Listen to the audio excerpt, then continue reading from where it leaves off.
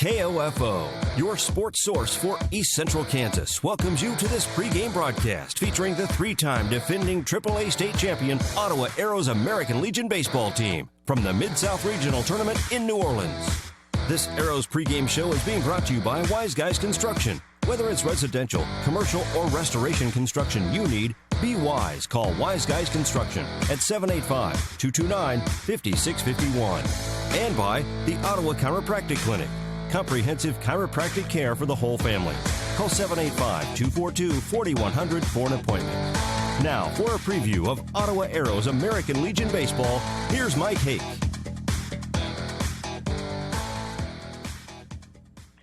Good morning and hi, everyone. This is Mike Hake again, filling in for Gary Bateman on the Wise Guys Construction Ottawa Chiropractic Clinic Arrows pregame show. We're live from John Ryan Stadium in New Orleans, Louisiana, where today the American Legion Ottawa Arrows try to bounce back after yesterday's disappointing 13-1 loss to the Petal Valve Cardinals of Louisiana. Today they face Columbia Post 19 from Columbia, Tennessee. Rain has forced us to move to a new field, and off and on steady drizzle continues as we get ready for action. The good news is the field of John Ryan Stadium is artificial turf. We'll be back to look at the matchup for today's game after this. You're listening to the Wise Guys Construction Ottawa Chiropractic Clinic Arrows pregame show on 1220 and 103.7 FM KOFO. Anyone can call themselves a construction company, slap a sign on the side of their truck, and drive around town looking for work. Is that who you want to hire? No. You're smarter than that. Wise Guys Construction at 108 North Main in Ottawa has been in business for 13 years, building new residential homes, adding additions and finishing basements, solving commercial structure needs for businesses, and repairing damage left behind from fire or water. When it comes to who you hire for residential and commercial construction needs, be wise. Call Wise Guys Construction at 785-229-5651. Fall is fast approaching, and it's time to book your sports physical with Ottawa Chiropractic. To make it even easier, Ottawa Chiropractic has set aside special days at a very special $25 price. Even better, for every sports physical performed, Ottawa Chiropractic will make a donation to your school's booster club. Call Ottawa Chiropractic today, 785-242-4100, or visit ottawachiropractic.com. Ottawa Chiropractic is a proud supporter of the Ottawa American Legion Baseball Organization, and they wish luck to the Arrows in the Mid-South Regional in New Orleans. The Arrows are in the Mid-South Regional for the third consecutive year, all under the leadership of manager Brian Long. The road back to this year's regional was not as easy for the Arrows. They lost their first game of the state tournament, but roared back to win 6 consecutive games, including beating Great Bend twice for the championship. Overall, they've won 9 of their last 11 games. The last 2 trips to the Mid-South have not been kind to the Arrows, as they have not notched a victory, and yesterday was no better. They look to turn things around this time, as the team has been there before, and they refuse to quit no matter what the circumstance. The Arrows were outscored and simply out-hit and outplayed in yesterday's match. They'll know they'll have to do better if they intend to prolong their season. As for Columbia, they need to bounce back as well. Columbia is 26-14 and 1 on the year. The Arrows enter the contest with a record of 33-7. We'll be back with the starting lineups for both squads right after this. You're listening to the Wise Guys Construction Ottawa Chiropractic Clinic Arrows pregame show. Being your local hometown chiropractic clinic for over 50 years lends itself to being a longtime supporter of the area sports teams, including the Ottawa American Legion baseball team. Ottawa Chiropractic Clinic wishes this year's squad the best as they work toward the result they want: success in the Mid-South Regional. When you want results in reducing your pain and improving your overall wellness with traditional chiropractic care, call on the experienced team of Dr. Mike Hyatt and Dr. Sherry Jung at the Ottawa Chiropractic Clinic, 15th and Main in Ottawa, 242-4001, or visit ottawachiropractic.com.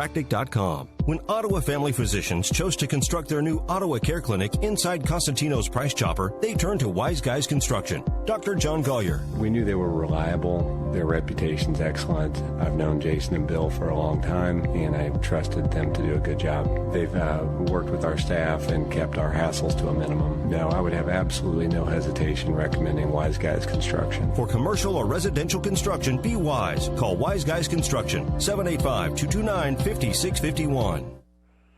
And welcome back, and here are your starting lineups for today's games. Let's go ahead and give you the Arrows starting lineup.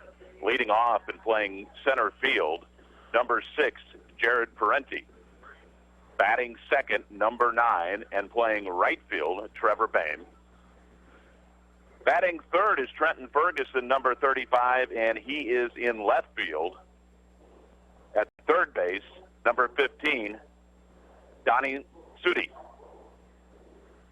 Batting fifth, the shortstop, number 7, Dalton Rankin. Playing second base, number 28, is Owen Lamar, and he is playing second base. The designated hitter today. 1 second, we lost that, so I apologize for that. The designated hitter today will be Grant Maxwell. Number 5, Merrick Brown will be the catcher. Keegan Finch will play first base today, number 30. And on the mound is Chance Crowley, number 3. So that's the starting lineup for your Ottawa Arrows. Now let's get you the starting lineup for Columbia, Tennessee. Leading off is Jaylon Smith, number 7. He will be in center field. Shortstop, Cole Flatt, number 2, bats second. Batting third, number 24, Matt Joslin. He plays third base. Number 27, Andy Hale, plays first base. He'll bat fourth. 38, Hunter Whitwell, number 7. He bats fifth, and he will play in left field. At second base, number 14, Jackson Cook. In right field, number 12, Jackson Ferguson. The designated hitter is number 44, Noah Brock. And playing catcher is number 18, Brady Johnson. And on the mound today is number 22, Colt Williams. Those are the starting lineups for both squads.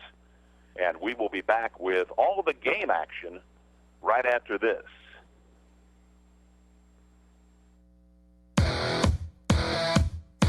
Thank you for listening to the Ottawa Arrows American Legion Baseball pregame show from New Orleans. Brought to you by Wise Guys Construction and the Ottawa Chiropractic Clinic. First pitch is coming up next.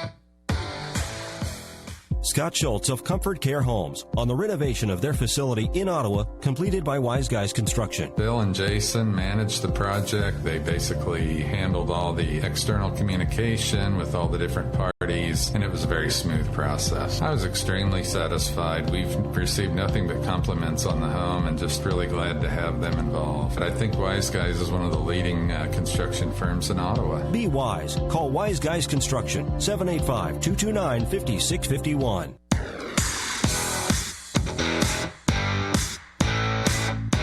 KOFO, your sports source for East Central Kansas, welcomes you to this broadcast featuring the 3-time defending AAA state champion Ottawa Arrows American Legion baseball team from the Mid-South Regional Tournament in New Orleans. Brought to you by Kansas State Bank, Ottawa Recreation Commission, Croucher Abstract, Ottawa Chiropractic Clinic, the City of Ottawa. Also by Modern Woodman agent Dale Pearson, People's Bank, Todd Burrows of Crown Realty, Subway, and by Wise Guys Construction, Ransom Memorial Hospital, and Advantage Electric. Now let's head back to Kirsch Rooney Stadium and rejoin Mike Hake for Ottawa Arrows American Legion Baseball.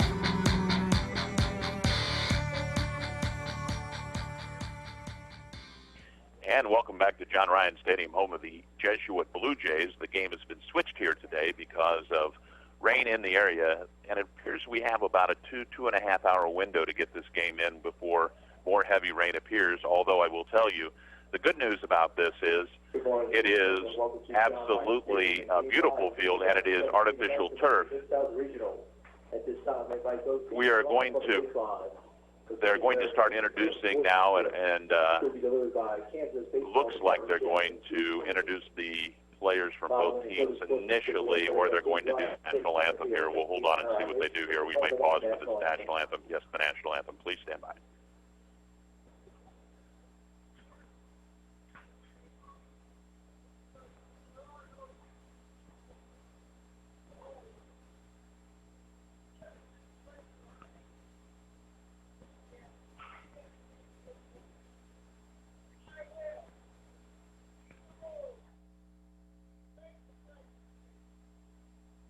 players are currently being addressed by a leader from the American Legion Post locally here, reciting the pledge.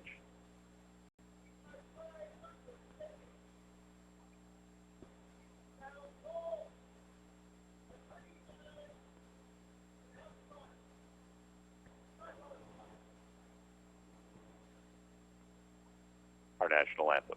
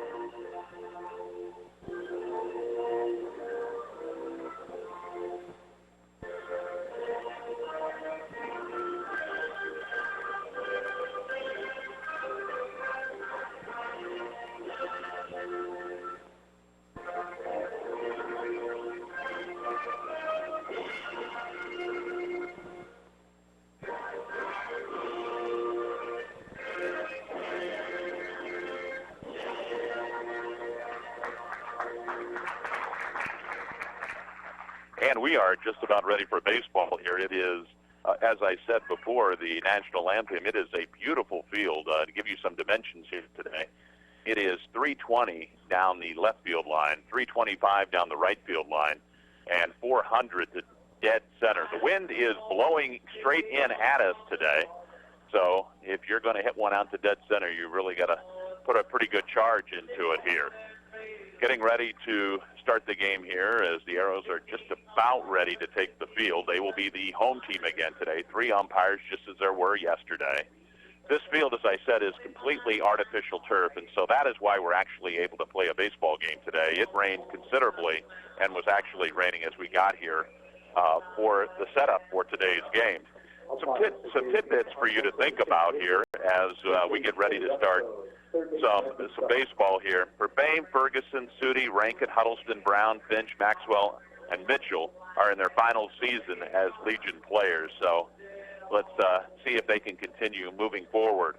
Of those players, Ferguson and Finch were the mainstays on the previously 2 state championships team. Huddleston played on the 2015 team. He was injured last year. He had a knee issue, of course. And Brown, Maxwell, and Mitchell were members of last year's team. Ferguson will pitch next year at Barton County Community College. Sudi has a scholarship to play at Neosho Community College. And Huddleston will play football at an Emporia State University. 5 players, Bayne, Clark, Mundell, and Rankin and Sudi, are from Paola High School. So Paola supplying a number of players here. Brown was a freshman on OU's team last year. And as you know, Coach Nathan Roth was an OU player as well, who, as I will mention, was also on the same team with my son, who plays for Ottawa, who is a senior this year.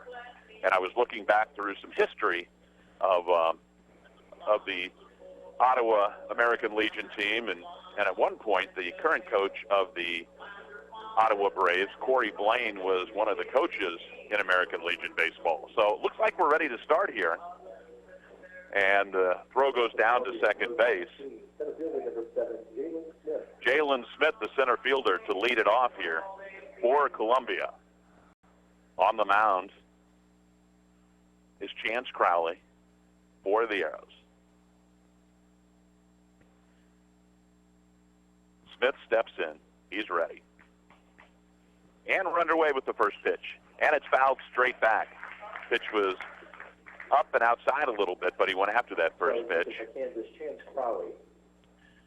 Crowley gets a new baseball from the umpire. I think that's going to be a common theme today. Even though the field is, absorbs a lot of water because it is artificial turf, the ball will get wet quickly. It'll be interesting to see how the ball skids or moves on this wet surface today when it is put in play. The next pitch is a fastball for a strike, and it's 0-2. Here comes the next pitch. Curveball, and it's tipped foul back towards the first base dugout. Count remains 0-2. Smith standing outside the box, now gets back in, steps in. He's up towards the front of the batter's box. Crowley stares in for the sign, winds and deals, and he struck him out. Went right after him there, so one up and one down here in the top of the first inning, just getting started. Batting second is the shortstop, number 2, Cole Flatt. He is a left-handed batter. He steps into the plate very close. The pitch from Crowley, swung and missed. So Crowley has come out here today throwing strikes. The next pitch, just off the outside part of the plate for a ball, and the count goes to 1-1. Crowley looked in a little bit like he thought he should have gotten that call. Here comes the 1-1 pitch. That one just even a little bit further outside. That one is a ball, and it's 2-1. Flatt steps out and then immediately steps back in. The left-hander is ready. Here comes the right-hander's pitch, and it's fouled back towards the third base dugout. And the count evens out at 2-2. We are just started here at John Ryan Stadium, a different venue from where we played yesterday. Crowley staring in for the sign. He has it in the windup, and now here's the pitch. And he struck him out. Flatt took it looking. A good pitch on the lower inside part of the plate, right about knee level. And it really froze Flatt as he walks back to the dugout, not quite sure of that call. Matt Joslin now, the third baseman, number 24, will step in for his first at-bat. He's a right-handed batter. Here's the first pitch. And it looks like a slider that dips outside for ball 1. Next pitch is grounded foul past third base. Sudi was able to corral it, but the ball was foul. Count even at 1-1. 2 strikeouts to start the ball game here for Chance Crowley. Is, as I said at the very beginning, he has come out throwing strikes. Next pitch, swung and he missed. Good off-speed pitch there, and it's 1-2. Crowley steps off the mound for a minute. Now immediately steps back on. Here comes the pitch, and it's away. 2-2. Nobody on, 2 out, top of the first inning, just the start of things here. Game got started late because of rain today. Here comes the 2-2 pitch, and it's low and away, and now the count is full, 3-2.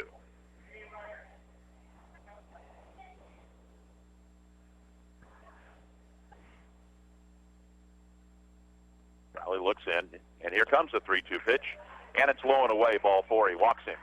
So 2 strikeouts and a walk to start the ball game for Crowley. Now there's a runner at first base with 2 out. First baseman number 27, Andy Hale. The first baseman, number 27, Andy Hale, a left-hander, steps in. So Crowley will pitch out of the stretch now and he throws a curveball outside for a ball. Looked over at the runner, decided wasn't far enough off to garner a throw there. 1-0. Checks the runner. Now to come home. And a strike. Good pitch right down on the inside part of the plate, about knee level. And the count evens out at 1-1.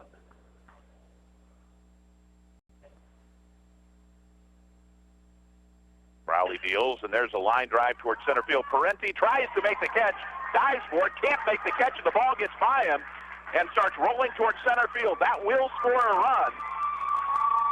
And on his way to third base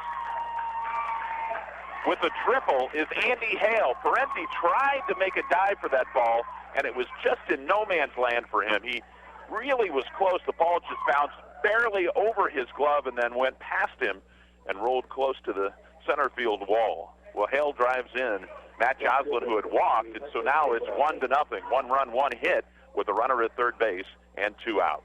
Stepping in is Hunter Whitwell, the left fielder. He's a right-handed batter, and he takes outside for a ball 1. That was one of those plays. If you make it in center field for Parenti, it's a beautiful play. If you don't, Well, that's what happened.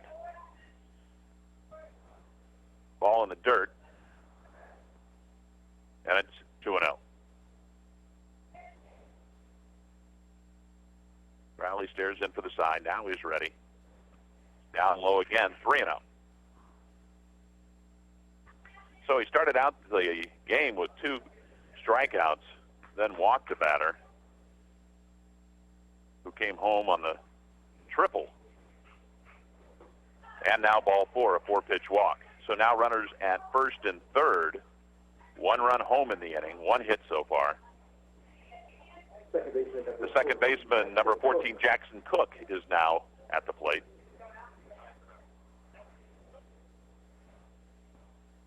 So runners at the corner, the right-handed batter Cook. Crowley stares in for the sign, checks the runners. Now here comes the pitch. It's a strike on the outer half of the plate, strike 1. Cook looks down at his third base coach, who goes through a series of signs. He steps back in, stares out at Crowley. Crowley stares back in, gets the sign, and we're ready with the 0-1 pitch. It's outside for a ball. Runners at first and third. 1 hit in the inning, a walk, and a triple.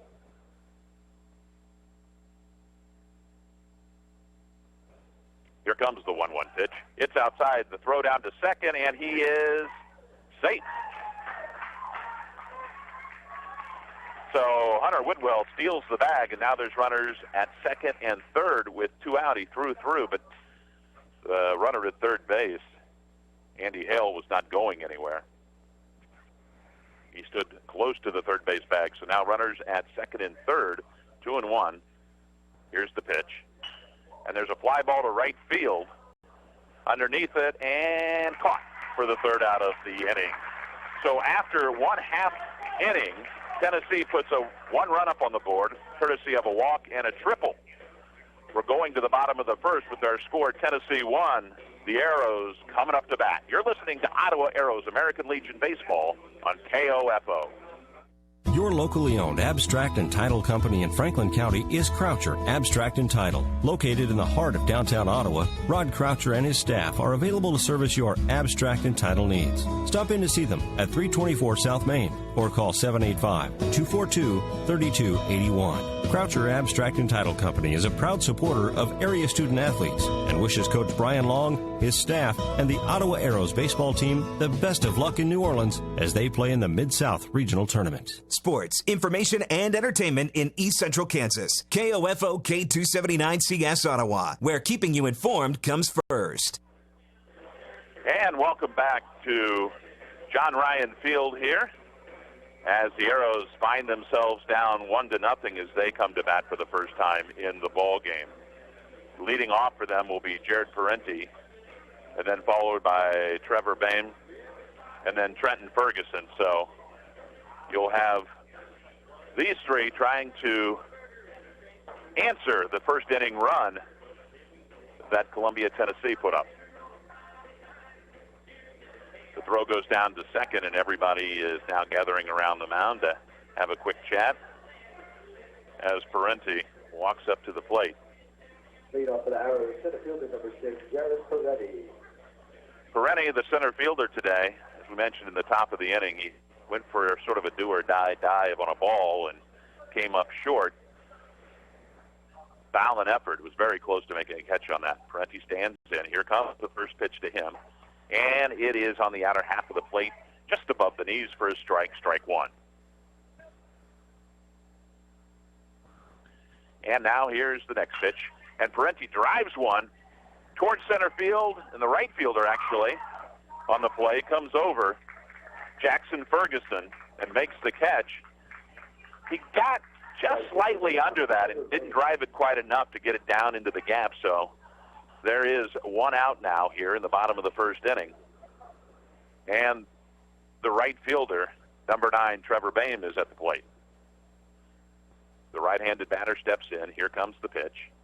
And he hits a slow roller towards short. He's got a chance to beat this one out. The throw across the plate is not in time, and he dives into first base. Trevor Bayne drives into first base and is able to beat the throw. It looked like the umpire was just about ready to ring him up there, and then at the last second threw the safe sign up. So that's a good sign for this team. They don't want to go home. They're ready to play today. They're ready to do everything it's going to take to get themselves right back into this ball game.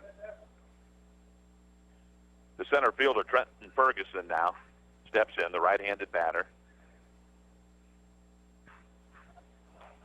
And he takes a strike.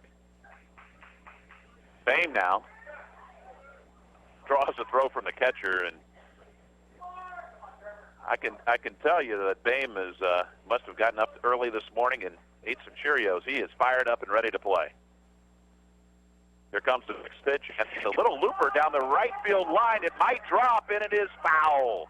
Boy, I tell you, when it first came off the bat, I thought it had a chance to drop just in no man's land right behind first base, but it fell just beyond the first base bag and sort of in right field foul. So the count now is 0-2 on Ferguson. Sudi is in the on-deck circle. He'll bat next. 1 out, 0-2. Williams, high strike, and strike 3 is Ferguson strikes out on the play. He'll go back to the dugout. So here comes the third baseman, Donnie Sudi.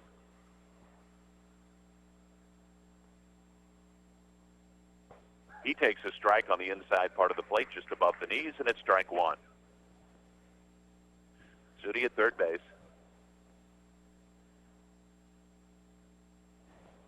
Bayne on with an infield single. He's at first. Now the ball bounces away from the catcher, but not far enough for Bayne to be able to advance on the play.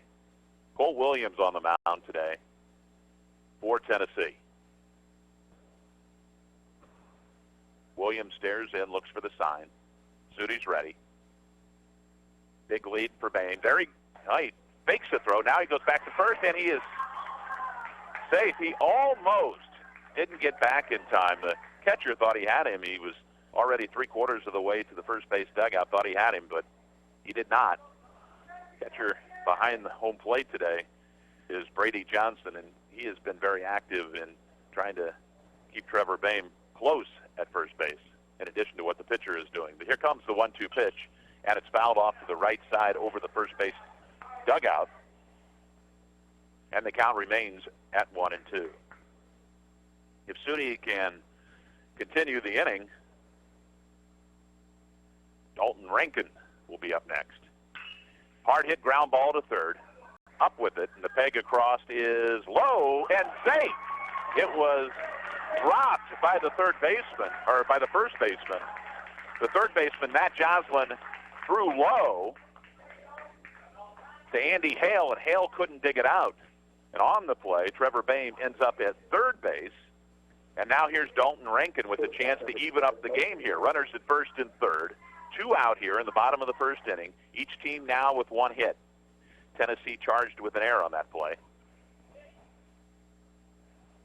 Cole Williams stares in for the sign. Runners at first and third for the Arrows. Here's the pitch. And there's a line drive. That's going to get down between center and right field, or left field.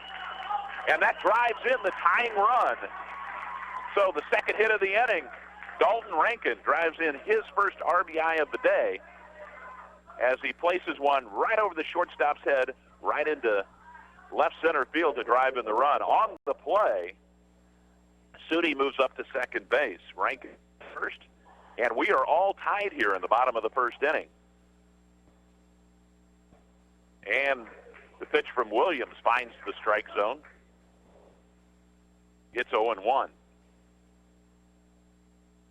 Owen Lamar grounds one foul past the third base dugout, and it's quickly 0-2.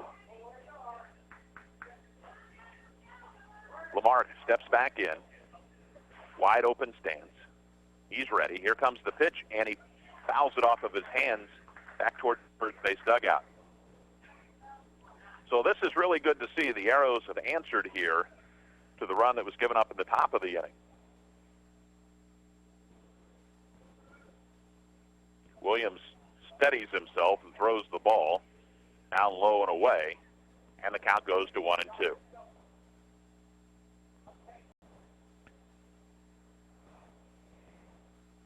First baseman Hale playing behind the runner Rankin at first, and now Williams and Johnson can't seem to get on the same page, and so they'll have a conversation out on the mound. There is no part of this field that is dirt. So if I say the ball is in the dirt, I'm actually saying it's in the burning carpet. So if you want to use that as your idea. But I will tell you that, as I said, the field is in great shape. The football team was actually out here practicing before. And here comes the 1-2 pitch. It's a curveball, low and away, but swung at and missed. And that is the third out of the inning, a strikeout there. However, the Arrows score 1 run on 2 hits and 1 error. Our game is now tied at 1-1 as we go to the top of the second inning. You're listening to Ottawa Arrows American Legion Baseball on KOFO. Being your local hometown chiropractic clinic for over 50 years lends itself to being a longtime supporter of the area sports teams, including the Ottawa American Legion baseball team. Ottawa Chiropractic Clinic wishes this year's squad the best as they work toward the result they want: success in the Mid-South Regional. When you want results in reducing your pain and improving your overall wellness with traditional chiropractic care, call on the experienced team of Dr. Mike Hyatt and Dr. Sherry Jung at the Ottawa Chiropractic Clinic, 15th and Main in Ottawa, 242-4001, or visit ottawachiropractic.com. The real estate market is hot, almost as hot as the Ottawa Arrows. Let Todd Burrows at Crown Realty in Ottawa keep that hot streak alive for you. Whether you're buying or selling, call Todd today at 785-229-5654 or visit toddburrows.crownrealty.com. Best of luck to the Ottawa Arrows in New Orleans. Subway of Ottawa is proud to be a longtime supporter of the area sports teams and wishes the Ottawa Arrows American Legion baseball team the best of luck in the Mid-South Regional Tournament. Download the Subway app to order ahead, and don't forget, you can get a different $6 footlong every day at Subway of Ottawa. And welcome back to John Ryan Field. The first pitch from Chance Crowley is low and away for a ball. It will be Ferguson, Noah Brock, and then Brady Johnson, the catcher. So the 7, 8, and 9 hitters here in the top of the second inning. Now another foul ball and a great catch. A great catch down the right field line that time by Keegan Finch, who was running and had his back to the infield. The ball was in foul territory, but he made a great play on it. And now there is 1 out and nobody on. So first out of the inning, always good to get that first out. Chance Crowley did the same thing, struck out the first 2 batters in the first inning, and then ran into a little bit of trouble with a walk and a triple, but was able to get out of it with just 1 run scored. The game is knotted at 1 apiece. We are in the top of the second inning. Our designated hitter, Noah Brock, is at the plate. Number 44, the right-handed batter, steps in. First pitch is a strike. It's 0-1. Here comes the second pitch. Curveball just outside, maybe a little high. Some of the fans here not necessarily agreeing with the umpire on that call. Here comes the 1-1 pitch, and there's a fastball on the outside part of the plate, and it's 1-2. As I said, Noah Brock, the designated hitter, a right-handed batter. Here comes the 1-2 pitch, and it's bounced just in front of the plate. Nice stop there by Merrick Brown. Kept the ball in front of him, did a nice job of moving his body in front of the ball like a catcher should and blocking it, moving it forward. Next pitch is outside for a ball, and the count goes to 3-2. We are, as I said, in the top of the second inning, score knotted at 1 apiece. Chopped foul. Count remains 3-2. Crowley's been staying away from Noah Brock here. Most of the pitches have been outside. He has not come in on a pitch to him yet. Here comes the 3-2. And again, it's outside, but drilled foul down the right field line. So a little bit of a battle developing here between Noah Brock, the designated hitter, and Chance Crowley, the pitcher. Here comes the 3-2 pitch. Outside, ball 4. He walked him. So Noah Brock is on, and now we're to the number 9 hitter, the catcher, number 18, Brady Johnson. Johnson, as I mentioned, on the defensive side in the last half inning, really, he was really very active behind the plate, doing everything he could Trevor Bayne close to first base. The right-handed hitter, Johnson, now steps in. The ball goes off the top of Merrick Brown's glove on the pitch, and there goes Noah Brock to second, so call that a wild pitch. And now there's a runner at second base with one out. Ball one on the catcher, Brady Johnson.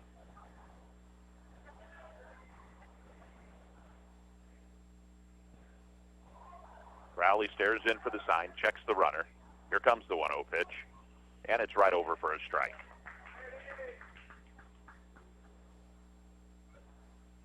As I mentioned earlier, the wind blowing slightly, a little bit of a breeze in from center field. Here comes the 1-1 pitch, and it's popped up right towards the first base side, and there to get it is Keegan Finch. So Keegan Finch has recorded both outs so far this inning. One on a beautiful play down the right field line where he had his back turned to the infield and made a basket catch as he was running away from the infield, and then that time just an easy little play for him. So now we have two outs, runner at second base, and we're back to the top of the order. Jaylon Smith. Smith fouls it back. Smith, a strikeout victim, his first time up. And actually, if you were just to take the pitch that just occurred and the swing that just occurred, it would be a mirror copy of his very first pitch and at bat, his first time up. A high fastball away, he swung and went right back to the screen. So it's 0-1. Here comes the 0-1 pitch. Next pitch is just a little bit low on the outside for a ball. The count's 1-1. Smith struck out. Cole Platt struck out in the first inning. We are in the top of the second inning. Our score 1-1. 2-1 on the batter, Jaylon Smith. Two out, runner at second. He reached on a walk. Here's the pitch. Fouled in front of the plate and a little bit off, it looks like maybe off of the ankle or the shin of the batter, Jaylon Smith. The count evens out at 2-2. Chance Crowley stares in for the sign. Smith back in the box. Here's the pitch. Just a little bit outside. And we're 3-2. Second full count of the inning.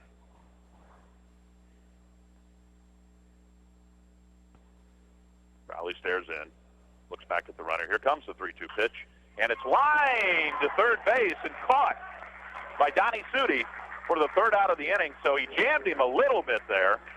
But Sudi was in the right place and caught the line drive. So no runs, no hits, and one walk in the top of the second inning. As we go to the bottom of the second inning, we are tied at 1 apiece. You're listening to Ottawa Arrows American Legion Baseball on KOFO.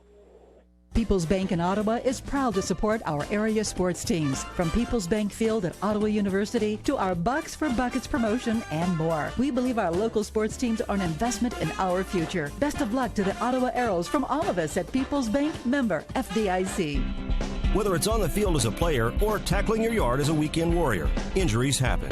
The Orthopedic Associates of Ottawa at Ransom Memorial Hospital can reduce your pain, increase your function, and get you back in the game. Find out how by visiting ransom.org.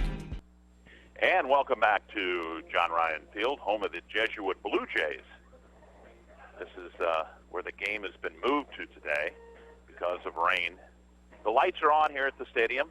We are going to the bottom of the second inning. Our score is knotted at 1 apiece, and leading off for the Arrows, Grant Maxwell, the designated hitter, will lead it off for the Arrows. Grant, a left-handed batter. Really like his cleats. Red, white, and blue. Awesome looking cleats. He steps in, swings at the first pitch, no contact, and it's 0-1. 1 run, 2 hits for the Arrows. Tennessee, 1 run on 1 hit. Second pitch is also an off-speed pitch, and that one curls over the plate for strike 2. So Maxwell finds himself down on the count, 0-2. Here comes the 0-2 pitch. And he takes a strike right on the upper left-hand side of the plate, outside a little bit, but gets the call, and he's down on 3 pitches. Merrick Brown now comes to the plate, the catcher. Brown, of course, caught and pitched yesterday.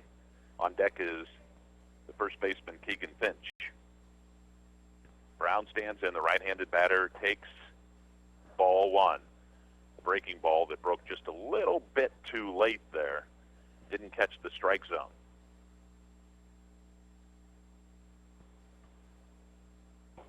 Next pitch is a ball outside, 2-0.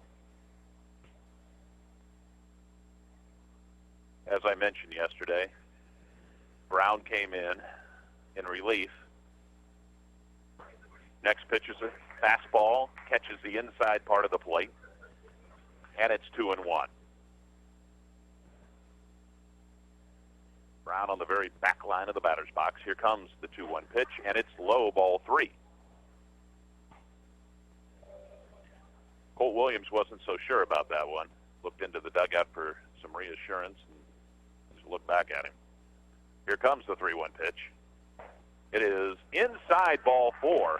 It was close, but Brown takes the walk. And here comes Keegan Finch. First baseman number 30, Keegan Finch. Finch, a right-handed batter.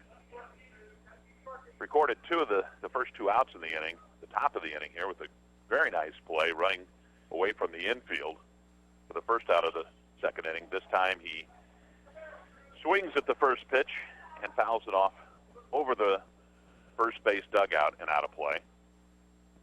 Runner at first, 1 out.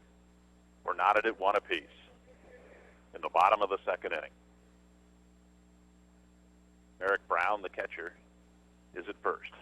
And now Finch fouls one off of his shin, shakes it off a little bit, and the count goes to 0-2. Parenti's on deck.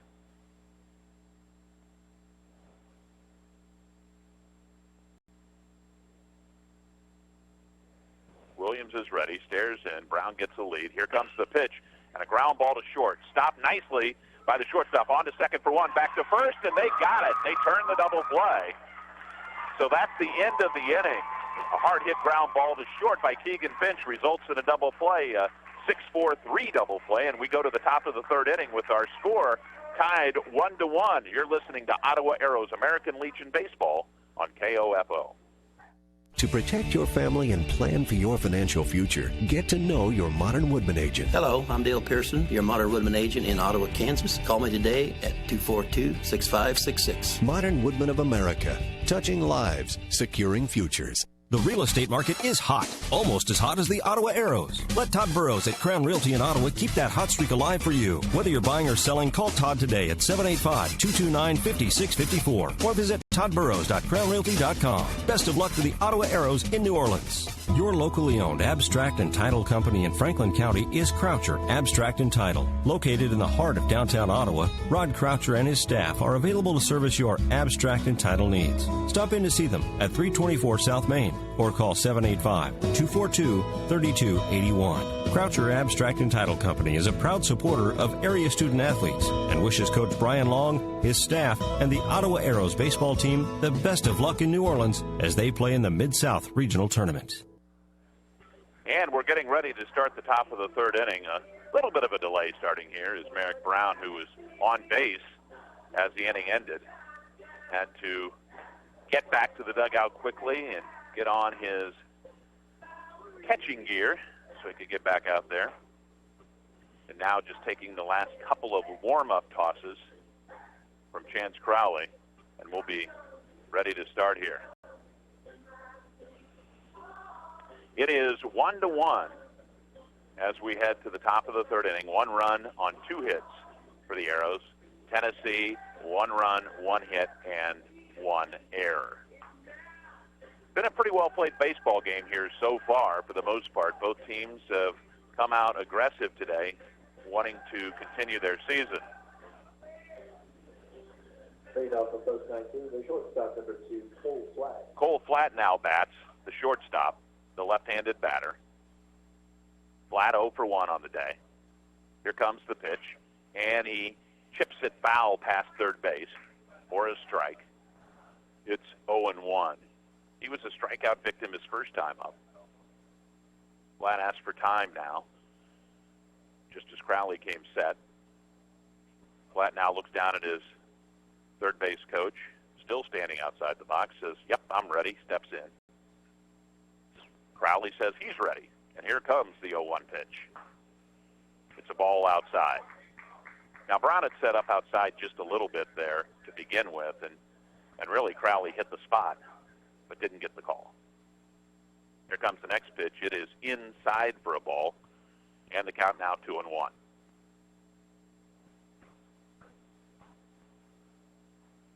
Here comes the pitch. It is a strike right down the middle, 2-2.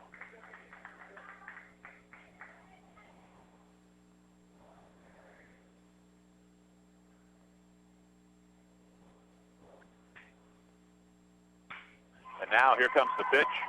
Lined up the middle. Base hit. Cole Flatt drives one just to the left side of second base. And on the center field, Parenti's up with it and gets it back into the infield. So a leadoff single here for Tennessee in the top of the third inning. Matt Joslin now stands in, the third baseman. Joslin walked his last time up. That led to a run after Hale tripped. First pitch to Joslin is a strike. Crowley looks at the runner. Now he pitches. And a tap foul just wide of first base. Keegan Finch over there to grab it.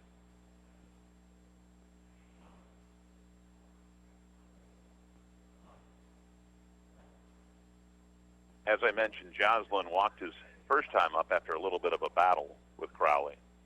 0-2 now the count. Here comes the 0-2 pitch.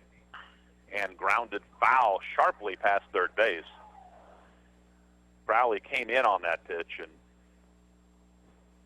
Joslin jumped all over it. 1 on, nobody out, top of the third inning. 2 strikes on the batter. We're knotted at 1 apiece. Crowley checks the runner. Here comes the throw. It's low and away, ball 1. Crowley steps off the mound for a minute, looks at his shortstop, makes sure they're on the same page on any type of ball back to him. Now he looks at the runner. Now he checks in for the sign. There goes the runner, and the pitch is fouled back. So they had a bit of a hit and run going there. Joslin was able to not put it in play, but foul it back. Flatt, to me, looked like if Joslin had not made contact with that ball, might have had that base stolen. He had a pretty good jump on that play. The pitch was up, and Joslin fouled it straight back. And strike 3 on the play, a pitch to the outside part of the plate, as Crowley threw a nice fastball just above the knees to record the first out of the inning. First baseman is Andy Hale, number 27, the left-handed batter who hit a triple his last time up. Now there goes the runner, and the throw to second is not in time. Cole Flatt steals second. He had a good jump. He pretty fast runner and is able to get there at second. Nice throw, but just not enough on it in time to get there. He had a great jump. So runner at second, 1 out, 0-1. The pitch was a strike. And Hale grounds towards second. Nice pickup there, and on to first to Keegan Finch. So a real nice pickup there.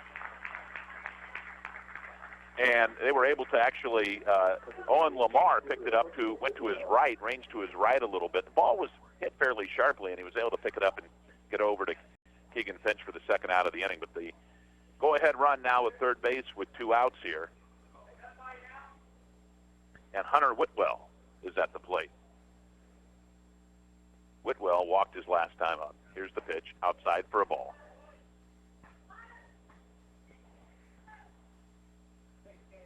Cole Flatt now at third base. He is the go-ahead run. There are 2 outs. Crowley stares in.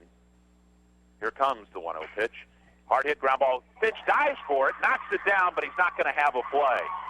If that ball gets through, the run scores. If that ball gets through, the run's going to score anyway. But Finch made a valiant effort as he dove to his right to try and knock that ball down. Was able to knock it down, keep it in the infield, but had no play once he was able to do that. So on the play, Cole Platt scores, and Tennessee takes a 2-1 lead here in the top of the third inning. They'll score that a hit. And there goes the runner, and a slow roller towards third base. Pegged across the diamond in time, and that retires the side. However, Tennessee does garner a run here in the top of the third inning, and as we go to the bottom of the third inning, our score is Tennessee 2, the Ottawa Arrows 1. You're listening to Ottawa Arrows American Legion Baseball on KOFO. Try explaining the way we do things in Kansas to someone from New York or Boston, and they'll look at you as if you lost your mind. So why would you trust your money with a financial institution that not only doesn't understand our lifestyle, but doesn't care? Luckily for us, there's Kansas State Bank. Community people you know. Kansas State Bank can handle all your banking needs. Checking, savings, and retirement accounts, Visa check cards, and so much more. Call 785-242-3600 and talk to an authentic Kansan today. Kansas State Bank, proud supporter of Ottawa American Legion Baseball as the Arrows head to New Orleans for the Mid-South Regional Tournament. And here we go to the bottom of the third inning. It is Tennessee now leading by a score of 2-1 over the Arrows. 2 runs and 3 hits for Tennessee, 1 error. 1 run on 2 hits for the Arrows.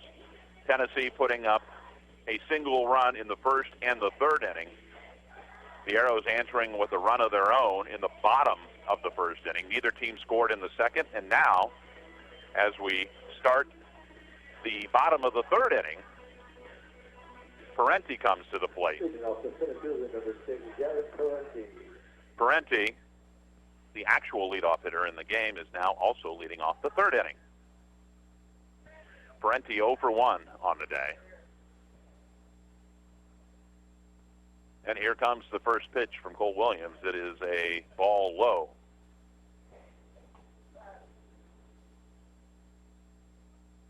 Want to know the count?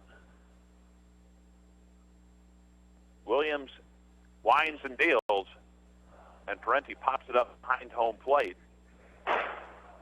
Brady Johnson back to take a look. He'll have no play, and the count is even at 1 apiece. The Arrows would love to get Parenti on to start this inning. He's a player with a lot of speed, a lot of stolen bases. He can be a fire starter for the team. Next pitch is a curveball that sails just a little wide.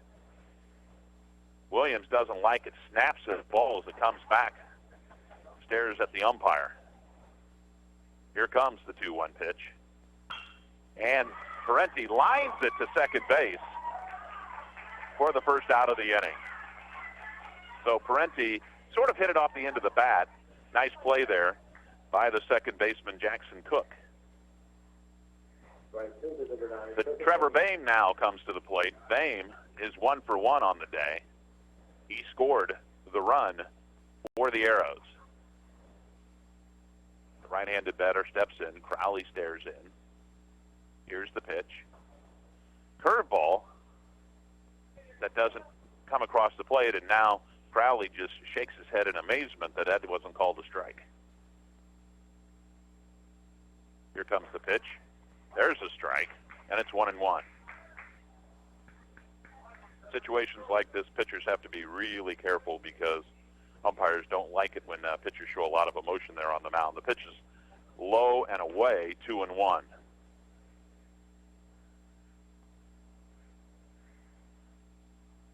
One out, nobody on. Fouled straight back. Count evens out at 2-2.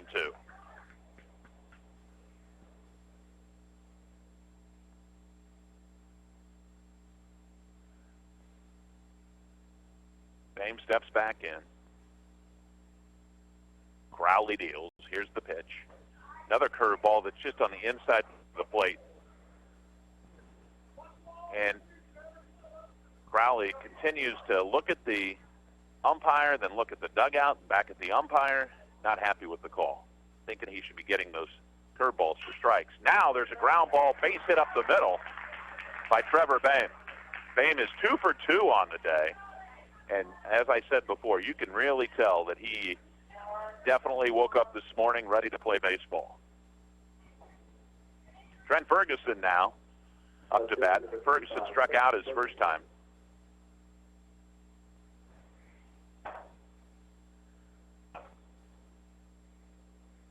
So a runner at first, one out, the tying run at first. And Trent Ferguson drives one to deep left field, goes to the left fielder way back, and then catches the ball and slams into the wall right at the 320 sign. So Ferguson put a charge into it. But the left fielder, Hunter Whitwell, made a nice play as he hit the warning track, caught the ball, and then slammed into the wall. So Ferguson put a charge into it. But Whitwell was up to the task. And we have two out with a runner at first.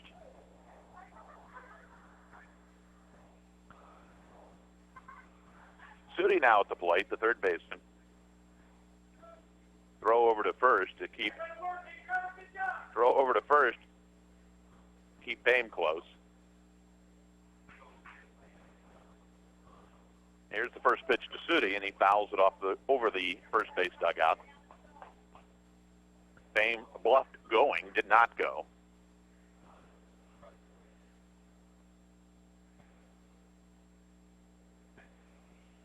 Here's the pitch. Swung and he missed. 0-2 now.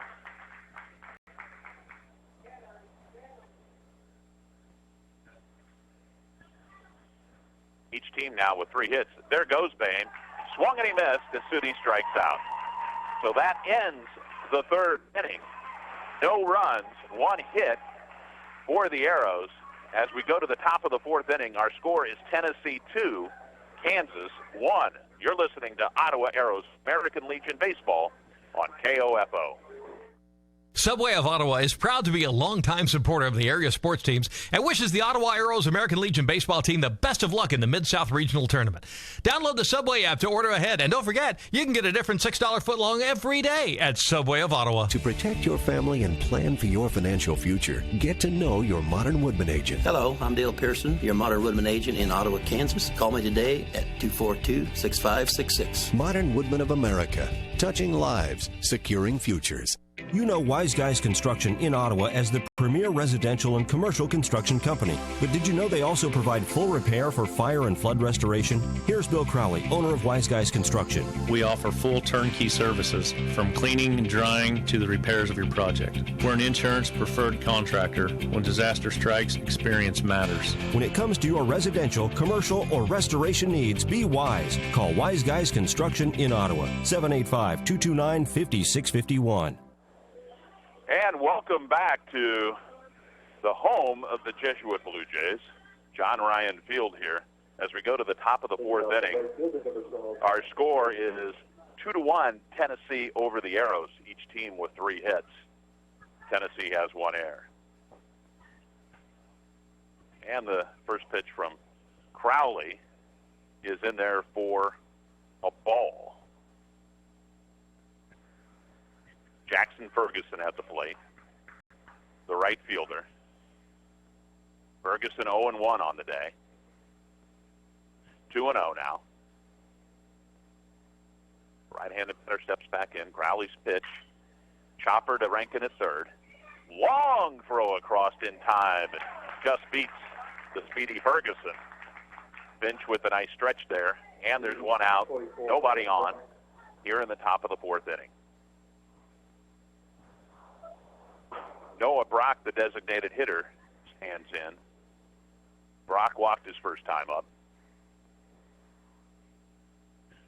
Crowley's ready and deals. Throws a curveball that is not a strike. So I don't think either pitcher is very excited about the strike calls. And then Crowley throws a pitch and it gets away from him.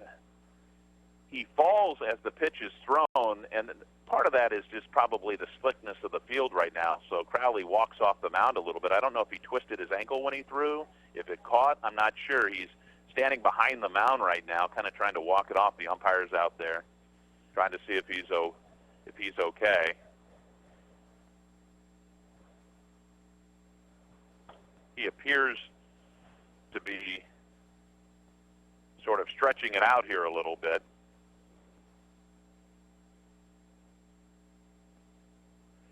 Brian Long's out there, making sure everybody's coming in. The trainer is out there also to check it out. As he went to throw that pitch, it appeared to me that his foot caught a little bit. And he might have twisted either his ankle or maybe even his knee a little bit. He's going to maybe throw a couple of test pitches here, see how this goes. Let's see here. Yeah, he appears to throw the first one pretty well. I think he's going to be okay. It probably just scared him a little bit more than anything, and he literally hit the turf as he threw the pitch. Now, he says he's good. The umpire jogs back behind home plate. Noah Brock, the designated hitter, remains at the plate. It's 2-0. One out here, top of the fourth. And Noah Brock jumps on a pitch and hits it way foul down the left field line. And the count now is 2-1. As I mentioned, Brock walked his first time up, takes a pitch outside for a ball. It's 3-1. Crowley set, ready to go. Quick worker. Ball is fouled off over the first base dugout now.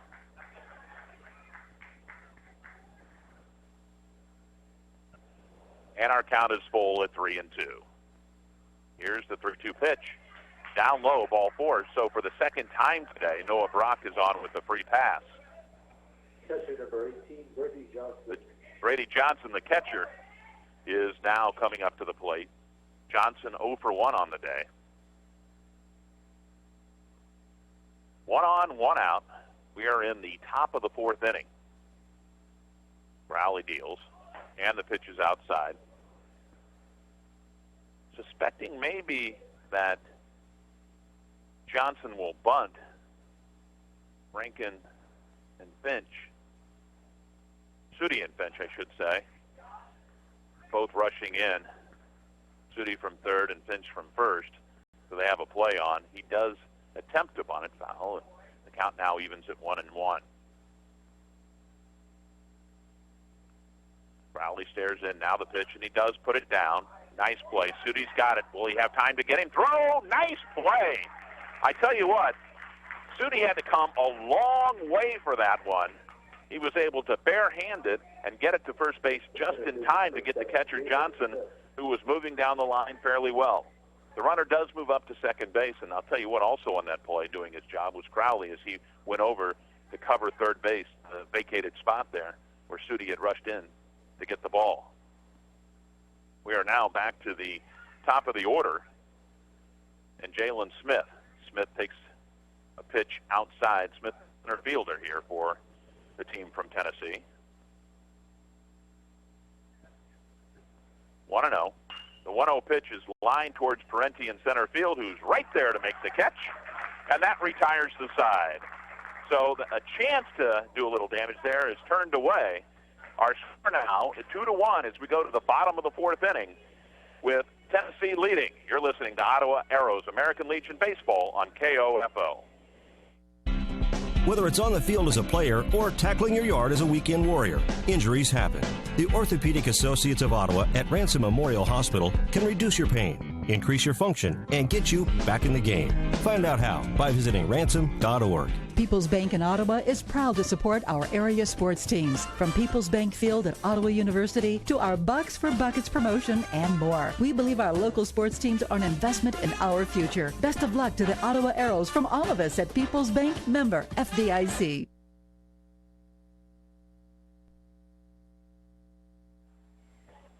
And welcome back to John Ryan Field as we head to the bottom of the fourth inning. Our score is Tennessee 2, the Arrows 1, each team with 3 hits. Tennessee has committed the only error so far on the day, and I will tell you, it has been a generally well-played baseball game so far. A lot of fine defensive plays being made, and both teams are in it to win it. Not that they aren't always anyway. What I mean by that is they all seem on guard today. Thrown out on the second base now as we get ready to start this inning here. And leading off for the Arrows is Dalton Rankin, the shortstop. Number 7, the shortstop, Dalton Rankin. Colt Williams remains on the mound. Williams' first pitch to Rankin. Fouled off, back behind home plate. The count is 0-1.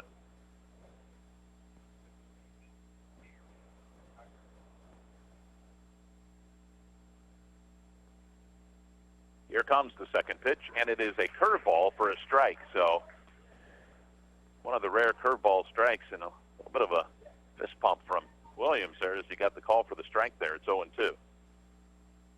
And now Rankin chops one off the mound, fumbled momentarily there by Colt Williams, but he is able to recover in time and make the play. So if you're scoring at home, that is 1-3. Again, the ball might be just a little bit wet, and that's why it's a little bit more difficult to handle, obviously, today. Owen Lamar, the second baseman now, stands in. Lamar on the day, 0 for 1. And he takes the ball.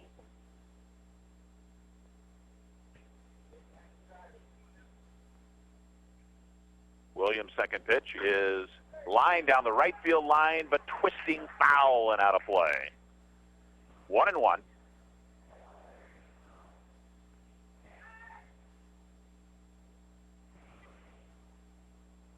And the 1-1 pitch. Tipped foul. The count goes to 1-2 on Owen Lamar. As I mentioned, Lamar 0-1, 0 for 1 on the day.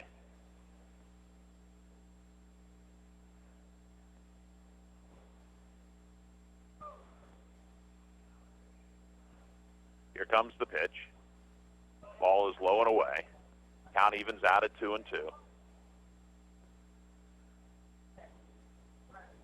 Lamar in, Williams deals, and here comes the 2-2 pitch. Ground ball to third.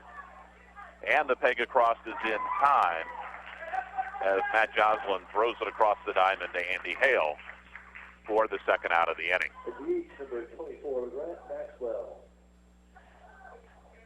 Grant Maxwell now steps in. He's your designated hitter today. Maxwell 0 for 1, the left-handed batter. Right up against the batter's box, crowding home plate. Takes the first pitch for a strike.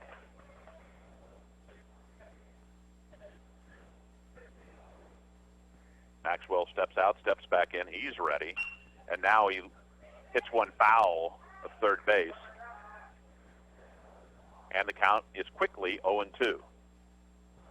We are in the bottom of the fourth inning. Our score is 2-1, Tennessee over the Arrows, each team with 3 hits. And a ball outside, an off-speed pitch. Tried to see if he could get Maxwell to chase. He did not. 1 ball, 2 strikes. Here comes the 1-2 pitch. He swung and he missed. Down goes Maxwell, and we go to the top of the 5th inning with our score, Tennessee 2, the Arrows 1. You're listening to Ottawa Arrows American Legion Baseball on KOFO. Electricity.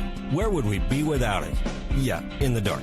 But Advantage Electric is there to light up your world. Whether it's service or repair, you'll always get a free estimate and a friendly technician. Here's Advantage Electric owner Eric Crowley. What we enjoy is working with people in our community because we see them everywhere we go. It's not like, we go to your house and we take care of your electrical issue and then we don't talk to you or see you ever again. So it's a personal connection that we have with you. Advantage Electric, 229 North Main. Call 418-1218. To protect your family and plan for your financial future, get to know your Modern Woodman agent. Hello, I'm Dale Pearson, your Modern Woodman agent in Ottawa, Kansas. Call me today at 242-6566. Modern Woodman of America, touching lives, securing futures. The real estate market is hot, almost as hot as the Ottawa Arrows. Let Todd Burrows at Crown Realty in Ottawa keep that hot streak alive for you. Whether you're buying or selling, call Todd today at 785-229-5654 or visit toddburrows.crownrealty.com. Best of luck to the Ottawa Arrows in New Orleans.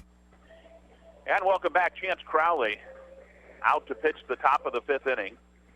So far today, 4 innings, 3 hits, 2 runs, both are earned. He's done a nice job on the mound here today. Figured out the shortstop number 2, Cole Flatt. Cole Flatt will lead off here in the top of the fifth inning for Tennessee. Flatt on the day is 1 for 2 with a run scored. First pitch to Flatt is a ball. The left-handed batter steps out and immediately steps right back in. Crowley, a quick worker, as I mentioned, throws again, and this one is also outside for ball 2. Crowley has the ball back, getting ready to go. Here comes the pitch, and it's a strike. It's 2-1. I think every fan, every coach loves a quick worker from a pitcher. Nobody likes the human rain delay. That pitch is fouled away, and now the count is 2-1.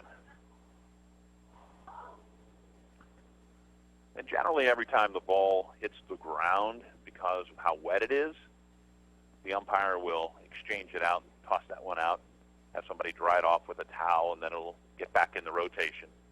Here comes the pitch, and a little looper over shortstop. Parenti on his way, dives, can't get it, but it will be a single. And so a runner at first base with nobody out here to lead off the top of the fifth inning. Number 24, the third baseman, Matt Joplin. Ferguson was able to get behind Parenti that time, who made a dive for the ball, and keep him Cole Flatt to a single.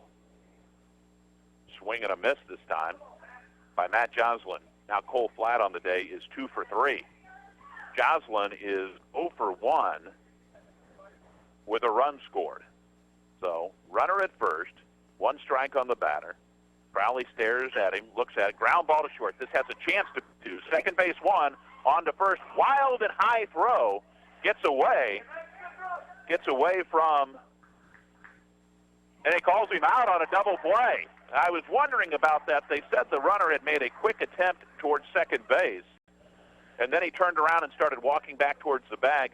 The throw was high over the head of Keegan Finch, who went and got the ball and then tagged the runner before he got back to first base, and they're calling it a double play. Joslin doesn't believe it. Can't believe he's called out on the play. It's going to go down as a double play because Joslin made an attempt to go to second base. So very quickly now, that changes the complexion of this entire inning, as there are now 2 out and nobody on. And ball 1 now to the batter, Andy Hale, who grounds right between first and second. And now they try and throw to first base to try and get him out. So on that play, Trevor Bayne tried to throw him out at first base and darn near got him. He ran in and picked up the ball quickly. The ball was hit fairly sharply out to right field, and Bayne was able to get there quickly and try and throw him out at first base, but Andy Hale was a little bit quicker, got to the bag, and keeps his base hit. Nothing more embarrassing for a hitter to be thrown out by a right fielder. Pitch is an off-speed pitch, low and away, 1-0. Now 5 hits on the day for Tennessee. Still only 2 runs. Here's the pitch. A little slow tapper back towards the pitcher. Crowley up with it. Throws, and it hits the runner.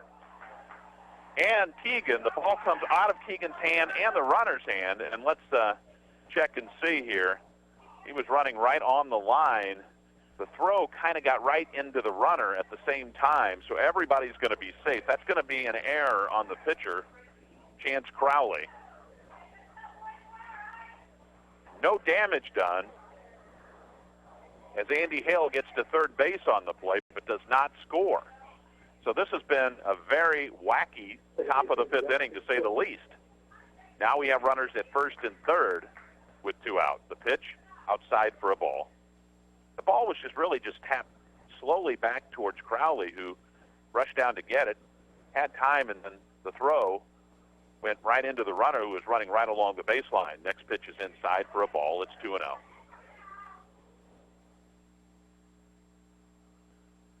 runs, 5 hits, and an error now for each team. 1 run, 3 hits for the Arrows. Pitches up high, now 3-0.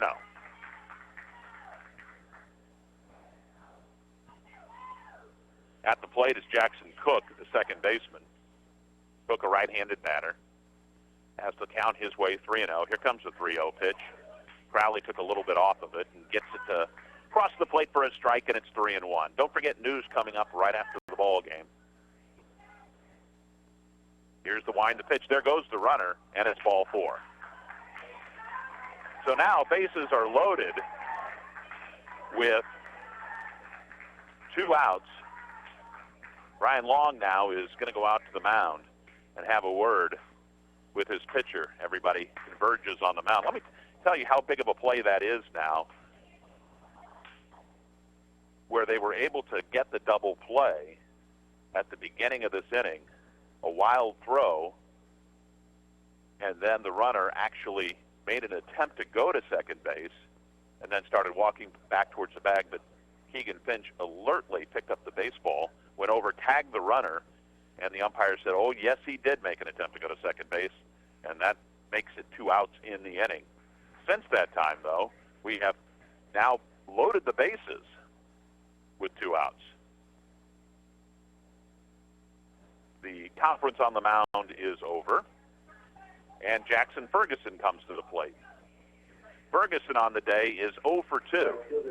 So here in the 5th inning of this ball game, a pretty big point right now. Get this out here, everything is still pretty good. There's the pitch and a high pop-up. I think this will do it. Parenti's there. He's got it. So nice pitching job there by Crowley to finish the top of the 5th inning and keep them off the scoreboard. No runs, a hit, and as we go to the bottom of the 5th inning, our score is Tennessee 2, the Arrows 1. You're listening to Ottawa Arrows, American Legion Baseball on KOFO. People's Bank in Ottawa is proud to support our area sports teams, from People's Bank Field at Ottawa University to our Bucks for Buckets promotion and more. We believe our local sports teams are an investment in our future. Best of luck to the Ottawa Arrows from all of us at People's Bank, member FDIC. Subway of Ottawa is proud to be a longtime supporter of the area sports teams and wishes the Ottawa Arrows American Legion baseball team the best of luck in the Mid-South Regional Tournament. Download the Subway app to order ahead, and don't forget, you can get a different $6 footlong every day at Subway of Ottawa. Sports, information, and entertainment in East Central Kansas. KOFO K279CS Ottawa, where keeping you informed comes first.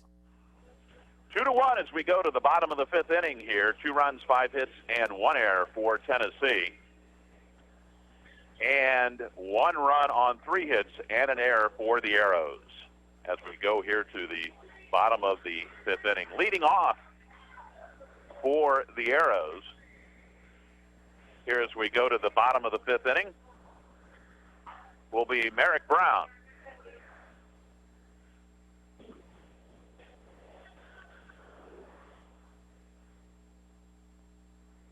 Brown walked his first time up. Here comes the first pitch to Brown. It's the cross for a strike. Brown last year a freshman at Ottawa University. Next pitch, grounded past Brian in the coach's box at third base. 0-2 quickly on Brown.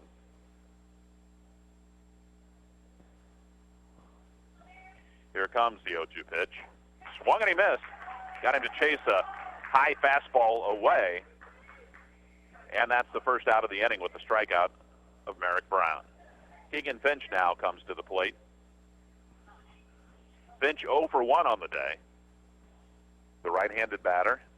Been very active around the first base bag today defensively. Williams deals. And Finch looks at a ball outside.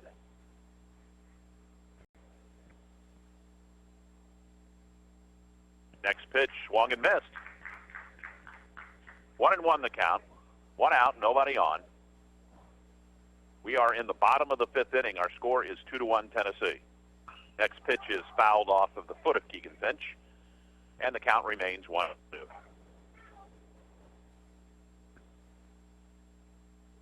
Parenti is on deck. And here's the pitch to Finch. It's a chopper foul again, back towards the on-deck circle on the third base side.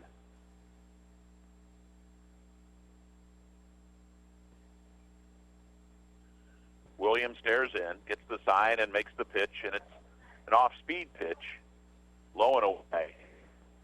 He taps himself on the chest and says, yeah, that's my bad. Here comes the 2-2 pitch. And Finch lofts it to center field and playable. Now the right fielder, or check that the left fielder, Hunter Whitwell, over to make the play. And there's quickly 2 out here in the bottom of the inning.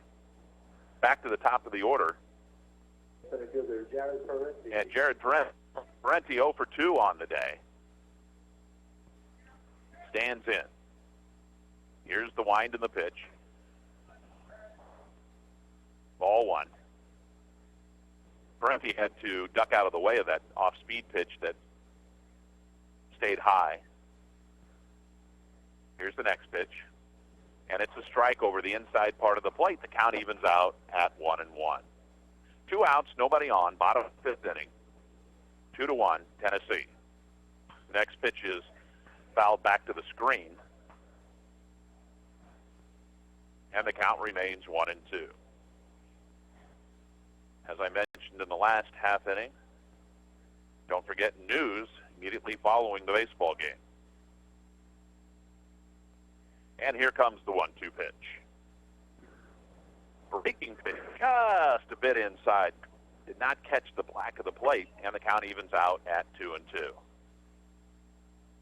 Here's the 2-2 pitch. And Parenti grounds it hard to third base. Throw across the diamond is low, but dug out nicely at that time by the first baseman, Andy Hale, to retire Parenti. So no runs, no hits in the bottom of the 5th inning for the Arrows. As we go to the top of the 6th inning, our score is Tennessee 2, the Arrows 1. You're listening to Ottawa Arrows American Legion Baseball on KOFO. Fall is fast approaching, and it's time to book your sports physical with Ottawa Chiropractic. To make it even easier, Ottawa Chiropractic has set aside special days at a very special $25 price. Even better, for every sports physical performed, Ottawa Chiropractic will make a donation to your school's booster club. Call Ottawa Chiropractic today, 785-242-4100, or visit ottawachiropractic.com. Ottawa Chiropractic is a proud supporter of the Ottawa American Legion Baseball Organization, and they wish luck to the Arrows in the Mid-South Regional in New Orleans. And it's hot. There's no better way to cool the kids off than with a trip to the Forest Park Pool. I like to go down the slide. Open Sunday through Thursday, 1 to 6. I like it when the bucket pours water on my head. Friday and Saturday, noon to 7. I splash. Slides, diving board, 0 entry. There's something for all ages, even the adults, with lap swim Sunday through Thursday, noon to 1. Run on down. Hey, there is no running. Walk on down to the Forest Park Pool. Ottawa Recreation Commission, bringing recreation to life. It will be Cook, Ferguson, and Brock, the first 3 batters here for Tennessee as we head to the top of the 6th inning. Chance Crowley, 5 innings, 5 hits, 2 runs, both earned. Pitched very well today so far. First pitch is away, ball 1.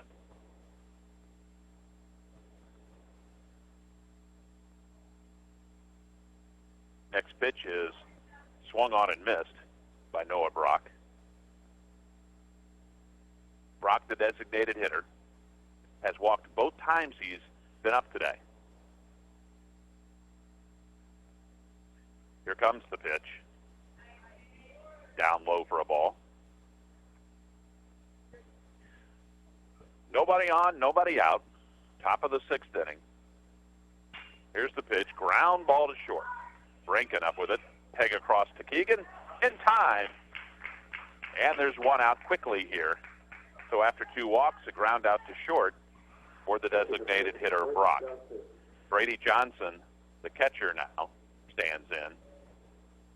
Johnson 0 for 1 on the day.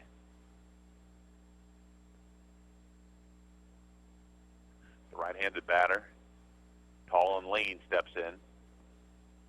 Shores up the zip to bunt, then pulls the bat back and takes the ball outside.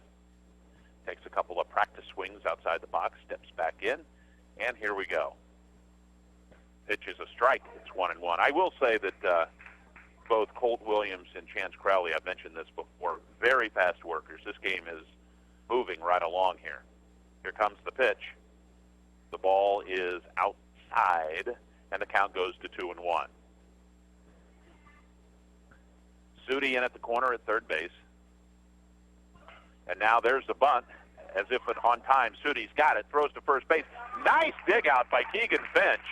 So a good play all the way around.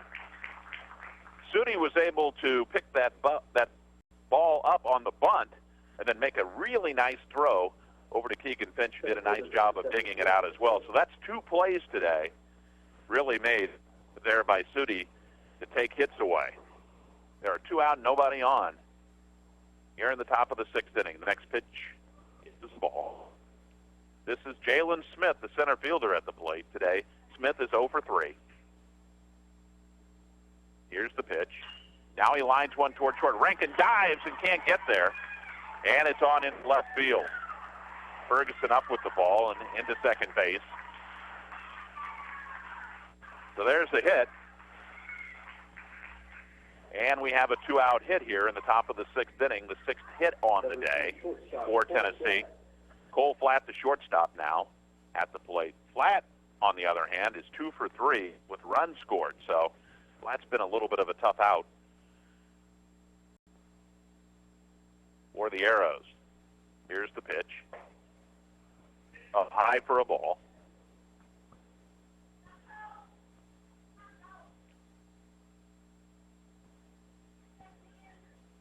Keegan Finch holding on the runner.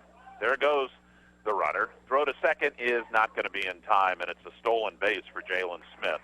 Smith got a good jump on that as well. So now, runner at second base, 2 out. The count is 1-1. The pitch was a strike. Cole Flatt here with a single could drive in a run here. Looking for his 3rd hit on the day. Pitch is inside for a ball.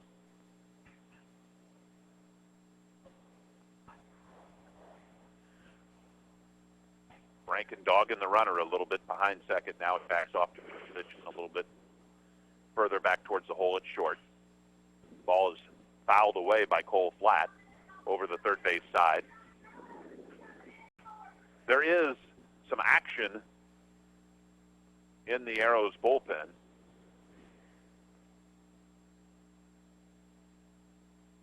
Get you that number here between innings, or if I see it, if I have a chance here, the pitch is down low.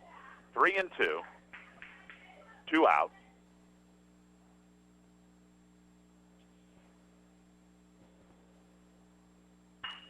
And a ground ball to Sudi at third. Peg across to Keegan Finch is in time, and that retires the side. So the hit does not lead to a run. But as we go to the bottom of the 6th inning, our score is Tennessee 2, Arrows 1. You're listening to Ottawa Arrows American Legion Baseball on KOFO. To protect your family and plan for your financial future, get to know your Modern Woodman agent. Hello, I'm Dale Pearson, your Modern Woodman agent in Ottawa, Kansas. Call me today at 242-6566. Modern Woodman of America. Touching lives, securing futures. Whether it's on the field as a player or tackling your yard as a weekend warrior, injuries happen. The Orthopedic Associates of Ottawa at Ransom Memorial Hospital can reduce your pain, increase your function, and get you back in the game. Find out how by visiting ransom.org. And Colt Williams is back out here for the bottom of the 6th inning for his 6th inning of work. So far for Williams, he's given up 3 hits in 5 innings, 1 run. That run was an unearned run. So Williams has done very well today here on the mound for Tennessee.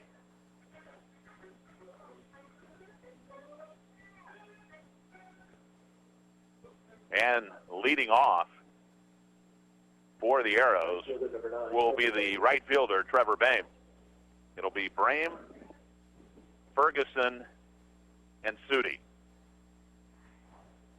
So let's see if they can get something. 2, 3, and 4 hitters for the Arrows.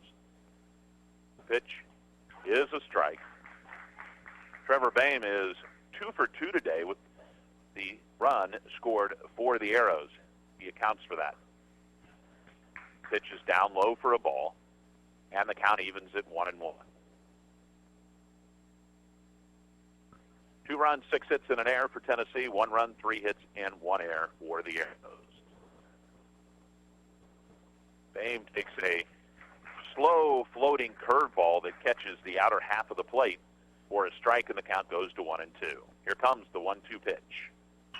And a slow roller towards short. He's got a chance to beat it out, and it's instead fumbled by the shortstop, Cole Flatt. He had to be quick, and he rushed in on that ball, and it kind of slid under his glove. The ball really stayed down, and it tends to do that on artificial turf. It tends to stay down. You don't tend to get too many true bounces of the ball. It really stays flat. And as a result of that, he was able to, not able quite to pick it up. And so for the third time in this game, they're going to score that. We'll see how they score that. We haven't checked that yet.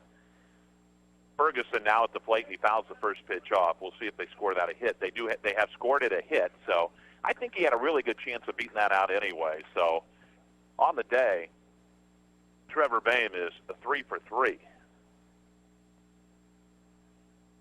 The leadoff man is on here in the bottom of the 6th inning for the Arrows, who look to rally. 0-1 on Ferguson. Throw over to first base. Close. But Bayne back in time, and Bayne having a little bit of fun with not only the pitcher, but also the first baseman.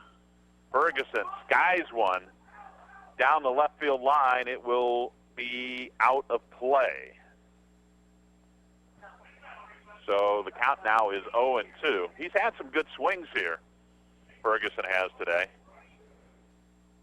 Last time up, he drove one to the warning track, and the left fielder, Hunter Whitwell, was able to get it and crash into the wall. 0-2 on Ferguson. Bayne at first base. Short conference between Johnson, the catcher, and Williams, the pitcher for Tennessee. Now they're ready, and here comes the pitch. Tried to see if Ferguson would chase it up high, and now Johnson, the catcher, tries to pick off Bayne at first base and throws it wildly to right field. So that will move Trevor Bayne, the tying run, up to second base with nobody out here in the bottom of the 6th inning. That's an error on the catcher, Johnson, as he tried a delayed throw back to first base.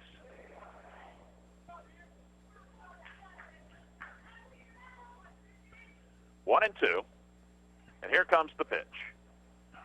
Just inside, didn't quite break back across the plate. So now Johnson wants to have a quick conversation with his pitcher, Colt Williams. The count is 2-2. It is 2-1 Tennessee here in the bottom of the 6th inning. But the Arrows are threatening.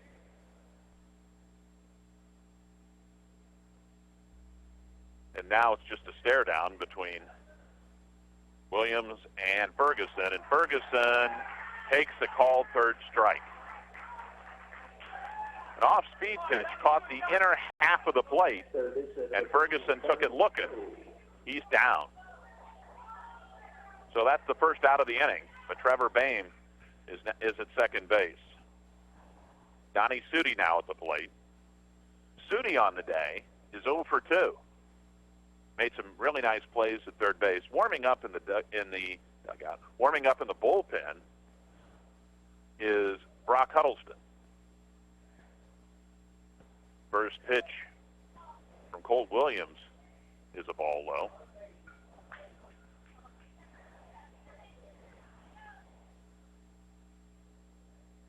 Two runs and 6 hits for Tennessee. Now they've committed 2 errors. Here's the pitch. Sudi grounds it foul. Outside of third base, the count evens out at 1-1.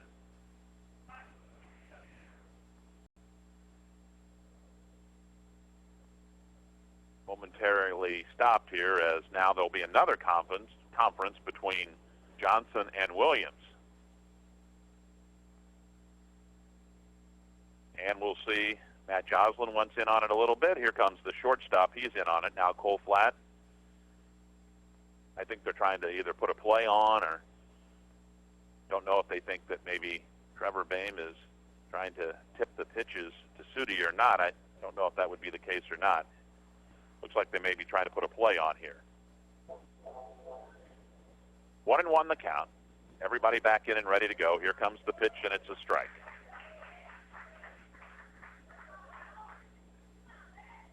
One ball, two strikes, one out. Tying run at second base. Sudi at the plate. Here's the pitch. Sudi hits a line drive deep to center field, and it is in the gap. That will get down. I tell you, Bayne had to stop for a second, but he's going to try and score, and he will. That ties the game at 2. Sudi drove the ball into the gap between the center fielder and the left fielder. The center fielder had a beat on it, just couldn't get it just out of his reach. And as I mentioned, Trevor Bayne had to hold up there to make sure the ball was not caught. And once it got past him, the speedy Bayne was able to score from second base fairly easily. So now our game is tied at 2, and the go-ahead run at second base. First pitch is a strike.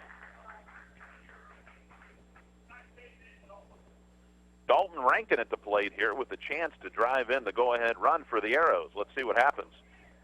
Another pitch is a strike. Rankin 1 for 2 on the day. He already has one RBI. I'd love to have another.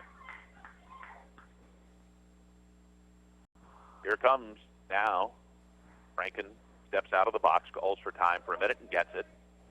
Sudi at second. That was a big hit. He really put a charge into that ball. And now there's a ball off the handle. Long throw from short in time. Wow, nice play by the shortstop. Cole Flatt, who ranged to his left, was able to get Rankin for the second out of the inning. And on that play, Sudi was not able to move up, so the runner remains at second base. Owen Lamar now, the second baseman, is up to bat.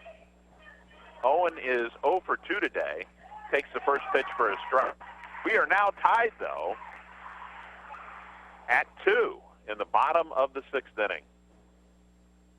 Here's the pitch. Inside for a ball.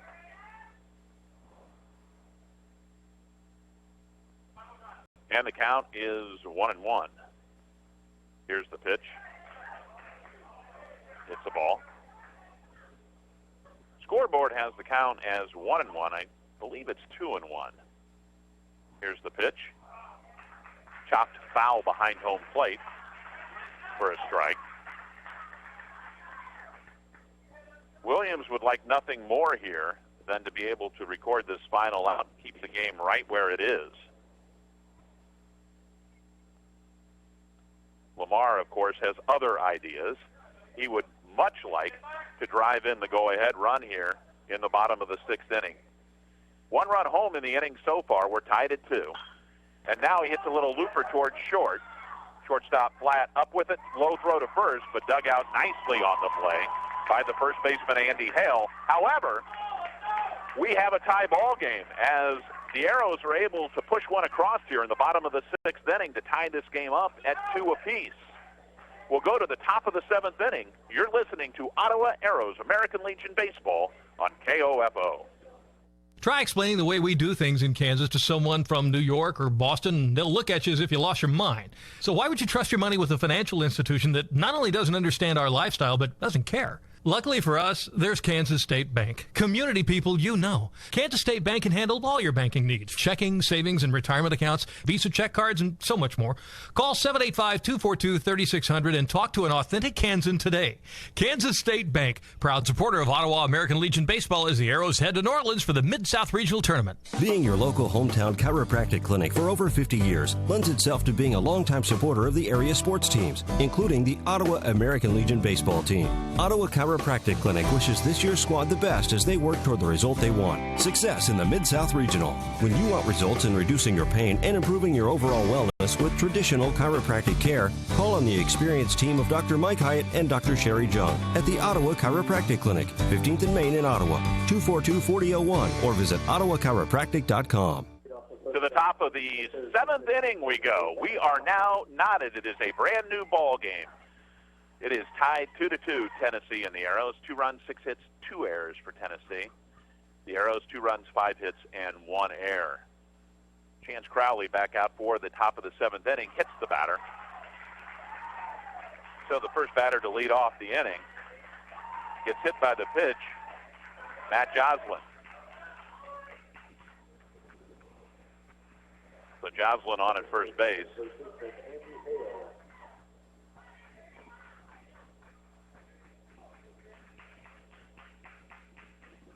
Andy Hale now at the plate. Runner at first, nobody out. And Hale skies one high and out of play, back over the fence, foul behind home plate. The count is 0-1. Runner at first. Nobody out here in the top of the 7th. Same pitch, same result, fouled back over the third base dugout. So for Crowley today, so far 6 innings, 6 hits, 2 runs, both earned. Quality start. Here's the pitch.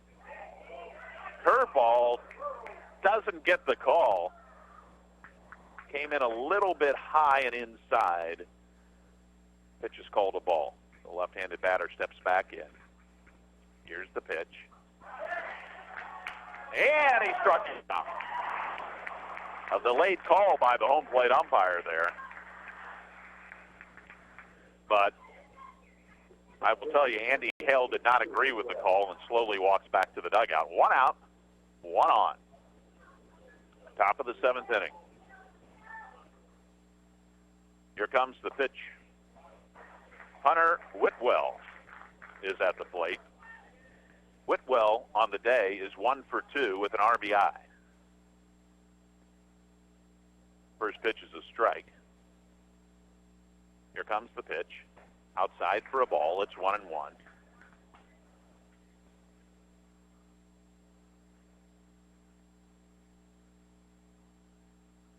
Joslin at first base. He was hit by a pitch to start the inning. Now here's a slow chopper towards second.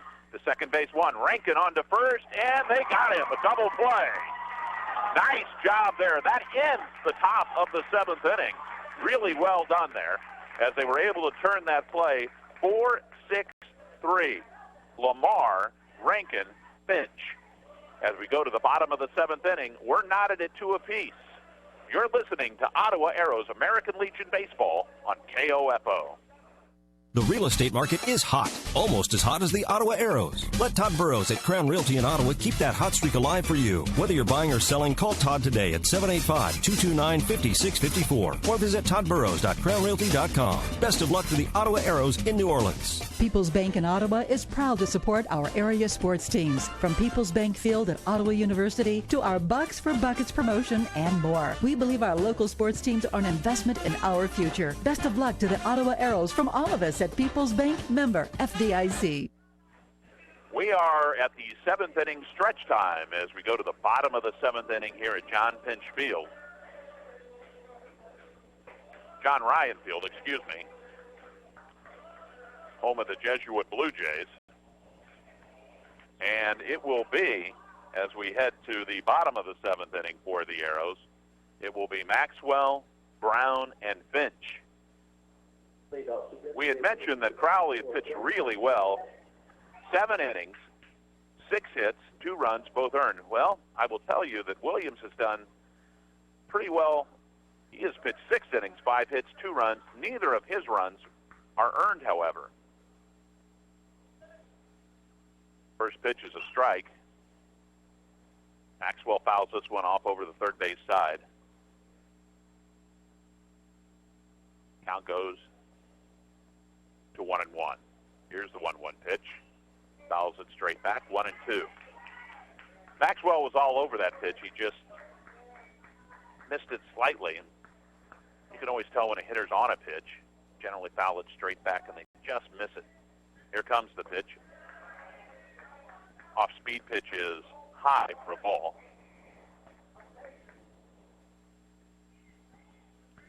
Here comes the 2-2 pitch to Grant Maxwell. Again, fouled straight back. He is just on it. He is just missing it just ever so slightly. 2 runs, 6 hits, 2 errors for Tennessee. 2 runs, 5 hits, and an error for the Arrows. Don't forget news right after the ball game. Maxwell reaches for a pitch outside. No pitch. Swing and a miss, and the ball got away from the bullpen, and so there was no pitch. So Maxwell will have another chance here. Here comes the 2-2 pitch. And now he lines one to second. So Maxwell hit the ball hard, doesn't strike out, but hit the ball hard right to the second baseman, Jackson Cook. Cook was in a great position to make that catch. Merrick Brown, the catcher now, stands in. Here comes the first pitch. It is a ball. Brown on the day, 0 for 1.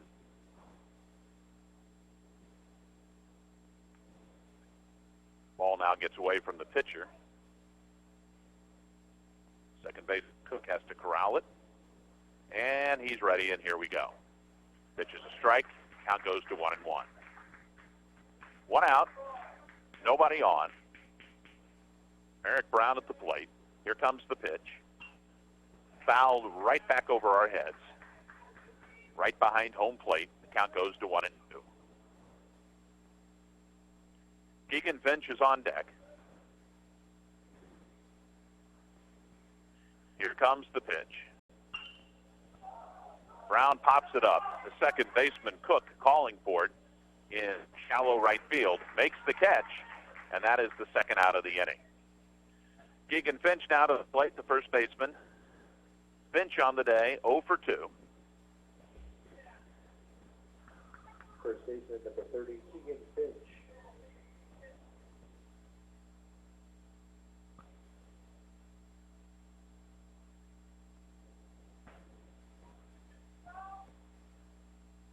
Williams deals. First pitch is a ball. Finch steps out, now steps back in, the right-handed batter. Stares out at the pitcher. Here comes the pitch. He drives one out to left field, but there to make the catch is the left fielder, Hunter Whitwell. That retires the side. So we will go to the 8th inning with our score still knotted at 2, Tennessee 2. The Arrows 2. To the top of the 8th inning we go. You're listening to Ottawa Arrows, American Legion Baseball on KOFO. To protect your family and plan for your financial future, get to know your Modern Woodman agent. Hello, I'm Dale Pearson, your Modern Woodman agent in Ottawa, Kansas. Call me today at 242-6566. Modern Woodman of America, touching lives, securing futures. Subway of Ottawa is proud to be a longtime supporter of the area sports teams and wishes the Ottawa Arrows American Legion baseball team the best of luck in the Mid-South Regional Tournament. Download the Subway app to order ahead, and don't forget, you can get a different $6 footlong every day at Subway of Ottawa. You won't believe how many cool things the Ottawa Recreation Commission has coming up. Fall youth flag football and soccer teams are now forming. There are different divisions for different ages, kindergarten through 6th grade. Grown-ups can have fun by joining a fall men's or co-ed softball team, and you'll save money if you sign up now. Interested in yoga? There's a beginner's class and a yoga flow class. Both are going to fill up fast. Find out more at orcottawaks.org or call them 785-242-1939. Ottawa Recreation Commission, bringing recreation to life. All right, some changes now here for the Arrows as we go to the top of the 8th inning. The day is done for Chance Crowley on the mound. He went 7 innings, 4 hits, 2 runs. Both were earned, but a very good pitching performance now. Jared Parenti is on to the mound now to pitch. Parenti is pitching. Finch is now in left field, and Maxwell is now at first base. So I'll have to look around and see if I missed any of the other changes. Find out who is in center field here in a second for you. Leading off is Jackson Cook, the second baseman for Tennessee. Parenti, his first pitch, and it's lined over second base, in for a base hit. Cook thought about going for 2, holds up and does not go. So first pitch swinging and first pitch hitting is Jackson Cook, and so it's the top of the 8th inning here. One runner on and nobody out.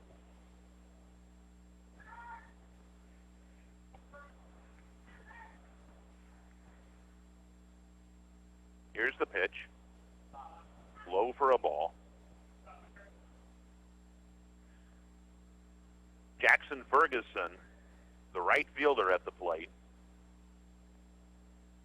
Squared around a bunt but did not. Squares around again and takes a ball. It's 2-0.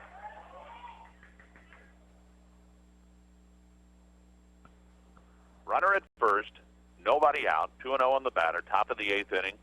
Parenti on to pitch. Parenti throws the ball, gets away from the catcher on a wild pitch.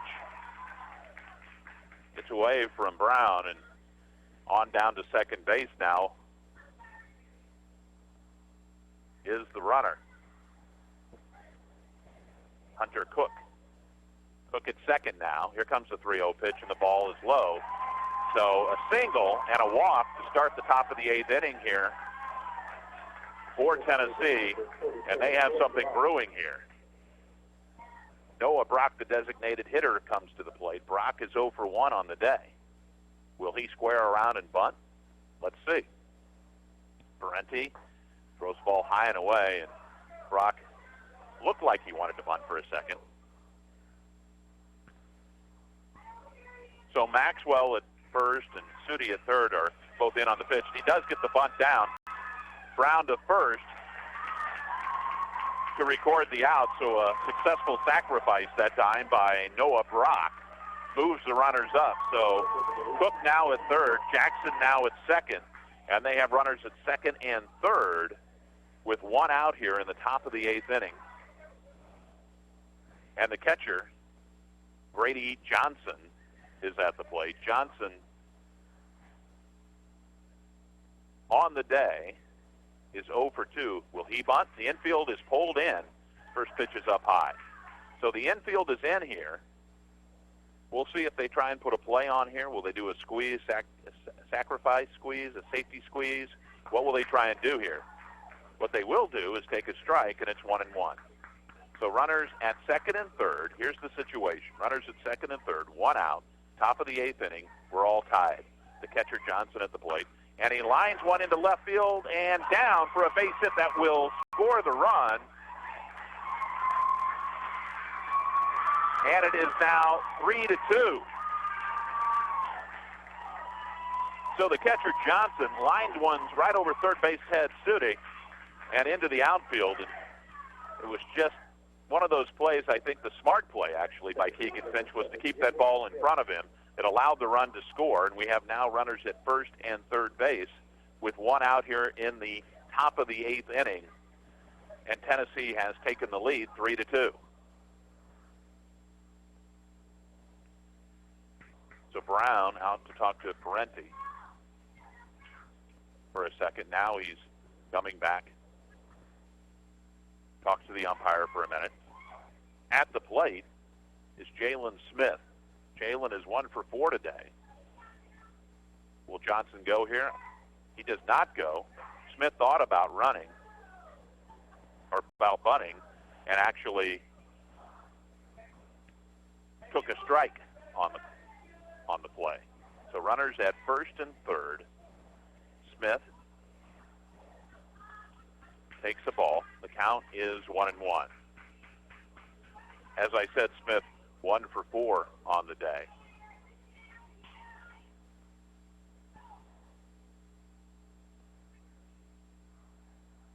Parenti looks in, and now he throws another wild pitch and throws it home and safe. Parenti tried to cover the plate, got away from Eric Brown. Brown threw the ball to Parenti, covering home, but not in time. And after the wild pitch, a run scores, and now it is 4-2. Still only one out here, and on that play, Johnson moves up to second base. The defense at first and third remain in at the corners. Jaylon Smith still at the plate. The count is 2-1. Parenti, the pitch. Swung and he missed, and then now stealing third is Johnson. As Brown dropped the ball, as he was getting ready to throw it. I think he might have had a chance to get him if he'd have been able to hold on to the ball. And now Brian Long is going to come out to the mound and talk to Parenti, brings his infield in along with the catcher. So here's the situation. It is 4-2, top of the 8th inning, 1 out, runner at third base, 2-2 on the batter, 4 runs, 8 hits, and 2 errors. For Tennessee, 2 runs, 5 hits, and 1 error. Parenti, who's come in the inning after replacing Crowley, he's pitched a third of an inning, 2 hits, 2 runs, and both were earned. So a long conversation going on here as the Arrows are trying to get somebody rapidly warmed up in the bullpen. It looks like it might be Brock Huddleston. I'll have to check on that here. The umpire comes out to move it along a little bit. All right, so reset it for you here. We are in the top of the 8th inning. 2 runs home so far in the inning. Runner at third base. The leadoff batter, Jaylon Smith, at the plate with a 2-2 count, 1 out. Infield in now. And Smith is sawed off as the ball goes to the right side. There's also action in the Tennessee bullpen as well. So I'm not sure if we've seen the last of Williams or not. We'll find out next half inning. Here's the pitch. A swing and a miss. And Parenti gets the strikeout, a big strikeout right there with a runner at third base and less than 2 outs. Comes through big. Shortstop number 2, Cole Flatt. Cole Flatt now comes to the plate, the shortstop. And on the day, Cole Flatt is 2 for 4, and he grounds to second base. Up with it quickly and across to first to Maxwell to retire the side. But 2 runs score in the inning. 2 runs on 2 hits. Both runs were earned. As we head to the bottom of the 8th inning, our score is Tennessee 4, the Ottawa Arrows 2. You're listening to Ottawa Arrows American Legion Baseball on KOFO. Fall is fast approaching, and it's time to book your sports physical with Ottawa Chiropractic. To make it even easier, Ottawa Chiropractic has set aside special days at a very special $25 price. Even better, for every sports physical performed, Ottawa Chiropractic will make a donation to your school's booster club. Call Ottawa Chiropractic today, 785-242-4100, or visit ottawachiropractic.com. Ottawa Chiropractic is a proud supporter of the Ottawa American Legion Baseball Organization, and they wish luck to the Arrows in the Mid-South Regional in New Orleans. As we head to the bottom of the 8th inning, there is work to be done for the Arrows. They now trail by a score of 4-2 after Tennessee was able to put up a couple of runs against Parenti in the top of the 8th inning. 4 runs, 8 hits, and 2 errors for Tennessee. 2 runs, 5 hits, and 1 error for the Arrows. Williams is back out now to pitch the 8th inning. He has pitched 7 innings, 5 hits, 2 runs, and none of them earned. Johnson, who was stranded at third base, he's the catcher in that last top of the 8th inning, just now getting out behind home plate. Had to get the catcher's gear back on. He takes 1 throw, and he is ready to go. So Parenti, who is the leadoff batter for the Arrows, is 0 for 3 today and leading off again. So let's see if the Arrows have an answer here. First pitch is a strike from Williams.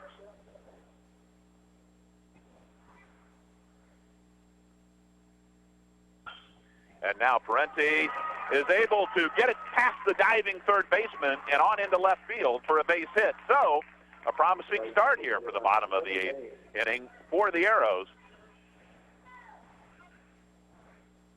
And now comes Trevor Bayne. Bayne is 3 for 3 on the day. He scored a couple of runs. He has been a spark plug for this team today in this ball game. Parenti is off and moving quickly here. There he goes. Oh, he fakes and doesn't go. And the pitch is a strike. He had me fooled. I thought he was going. Action in the bullpen. It's a left-hander for Tennessee. Parenti. And Bayne bunts it. He'll get the runner over to second. High toss, safe! Bayne beat it. They say he came off the bag. Wow. So what happened in that place was Williams got the ball, and instead of tossing it overhand, tossed it underhand, and it was more of a looping toss. And that was just enough time for Trevor Bayne to beat out the bunt. I thought for sure he was going to be out on that play, but he quickly moved down the line and was safe. They may have said that he came off the bag there. Either way you look at it, a very promising start here to the bottom of the eighth inning for the Arrows as they have two on, nobody out, two very fast runners, and they have the meat of the order coming up with Ferguson, Sudi, and Rankin. So let's see if they have the ability to answer right here. Johnson and Williams having a short conversation. Now Williams sends Johnson back behind home plate. And we are ready to go. Ferguson has put a charge into the ball a couple of times today. Doesn't have anything to show for it. But let's see what happens here. Now he gets the bunt down, so similar play. The throw overhand and wild to first base, but able to keep his foot on the bag long enough to push the runners up to second and third. So one out. Ferguson does his job. And any bunt back to the pitcher, Williams, appears to be a little bit of an adventure. So now you've got the situation where you have the tying runs at second and third. Ferguson did his job and got the runners over. Now here comes Sudi with a chance to drive in a run or two. Here's the pitch to Sudi, and he fouls it back over the first base dugout. Not a play for strike one. Sudi has one RBI today, a hit. He gets a base hit right here. We're looking at a tie ball game. Most likely, depending on where it lands. Here comes the 0-1 pitch. Grounded to second. That will get a run home. And on to first for the out. But one run does come home, and it's 4-3 with Trevor Bayne at third base. So a nice job of hitting that time by Sudi to at least get the run home, and it is 4-3. 3 runs, 6 hits in an air now for the Arrows. At the plate is Dalton Rankin with a chance to tie this game. The speedy Bayne at third base. Williams stares in. Checks the runner. Here's the pitch. Curveball that drops in for a strike.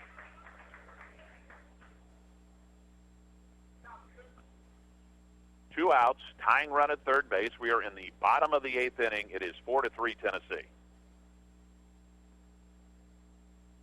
Rankin's ready. Here comes the pitch. And he hits a fly ball to center field and playable. There to get it is Jaylon Smith, and that retires the side. But the Arrows answer with a run of their own, and as we go to the top of the ninth inning, our score is Tennessee 4, the Arrows 3. You're listening to Ottawa Arrows American Legion Baseball on KOFO. Whether it's on the field as a player or tackling your yard as a weekend warrior, injuries happen. The Orthopedic Associates of Ottawa at Ransom Memorial Hospital can reduce your pain, increase your function, and get you back in the game. Find out how by visiting ransom.org. Try explaining the way we do things in Kansas to someone from New York or Boston. They'll look at you as if you lost your mind. So why would you trust your money with a financial institution that not only doesn't understand our lifestyle, but doesn't care? Luckily for us, there's Kansas State Bank. Community people you know. Kansas State Bank can handle all your banking needs. Checking, savings, and retirement accounts, Visa check cards, and so much more. Call 785-242-3600 and talk to an authentic Kansan today. Kansas State Bank, proud supporter of Ottawa American Legion Baseball as the Arrows head to New Orleans for the Mid-South Regional Tournament. To protect your family and plan for your financial future, get to know your Modern Woodman agent. Hello, I'm Dale Pearson, your Modern Woodman agent in Ottawa, Kansas. Call me today at 242-6566. Modern Woodman of America, touching lives, securing futures. To the top of the ninth inning we go. Our score is 4-3 Tennessee. 4 runs, 8 hits, 3 errors for the folks from Tennessee. The Arrows have 3 runs, 6 hits, and an error. As I said, this is the top of the ninth inning. Leading off is Matt Jocelyn, the third baseman. Jocelyn on the day is 0 for 2. And Parenti back out for his second inning of work. Fires the ball outside for a ball. It's 1-0. I will say for the most part, the rain has held off, which has been really pretty nice. The flag's no longer blowing in. There's a little looper over first base. And down for a single as Matt Jocelyn is able to just punch it right over the first baseman Maxwell's head. And they have one on and nobody out as we head to the top of the ninth here. Andy Hale at the plate.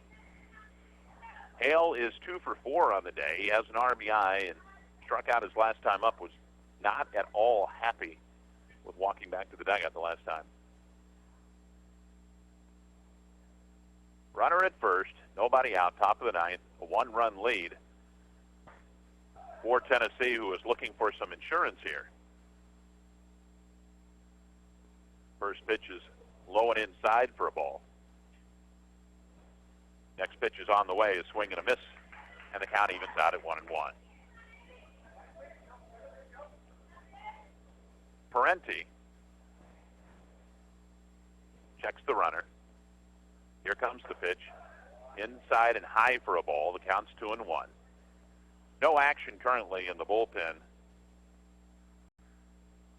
for the Arrows. There is action in the Tennessee bullpen. The left-hander continues to warm up. He's been warming up now for about an inning and a half. He's just lightly tossing down there. Don't know if we will see him here in the bottom of the ninth inning or if they'll let Williams come out for that. Here's the 2-2 pitch. Up high for a ball. It was pretty close. It might have been towards the top part of the strike zone there. 3-2. Here's the pitch.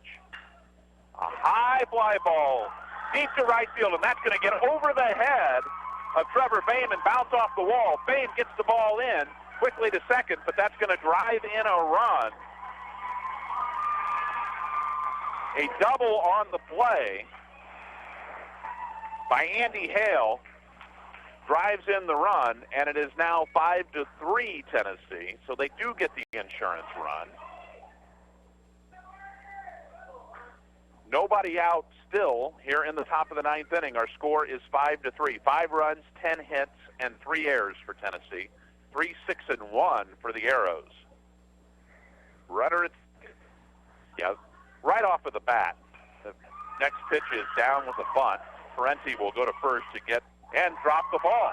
Maxwell, the throw again was into the runner, and he is safe. It was really a tough play for Maxwell to be able to pick that ball up. And so the ball drops. That will be an error on the Arrows. I'm not sure who they'll assess it to. Most likely they'll assess it to Parenti. So now there's runners at first and third. They're actually going to call that a hit. Here's the pitch. Inside for a ball to Jackson Cook, the second baseman. Runners at first and third. Nobody out. 5-3. Ball is up high. On the day, Jackson Cook is 1 for 3 with a run scored. Next pitch is outside, ball 3. So in at the corners for the Arrows at first and third, they're double played them. Boy, could they use a double play right now or a strikeout. Here's the pitch. Inside, ball 4. He walked it. So bases are loaded and nobody out here. And Long looks like he's going to the mound to probably make a change. So Long is going to take the long walk, pardon the pun, to the mound and have a conversation with his team. 5 runs, 11 hits, and 3 errors for Tennessee here as we are in the top of the ninth inning. 1 run home, nobody out, and the bases are loaded.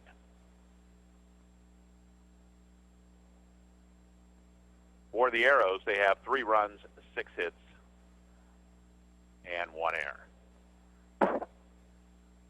The umpire is now coming out to try and move the game along here, and he slowly saunters up to the mound, and everything will remain as is as Brian Long walks back towards the dugout. Jackson Ferguson now steps in. Ferguson, the right fielder. He is 0 for 3 on the day with a chance to do even more damage. Infield in. First pitch is off speed and high for a ball. So the infield is in. The Arrows can ill afford to give up much more in the way of runs. Next pitch is high as well for ball 2.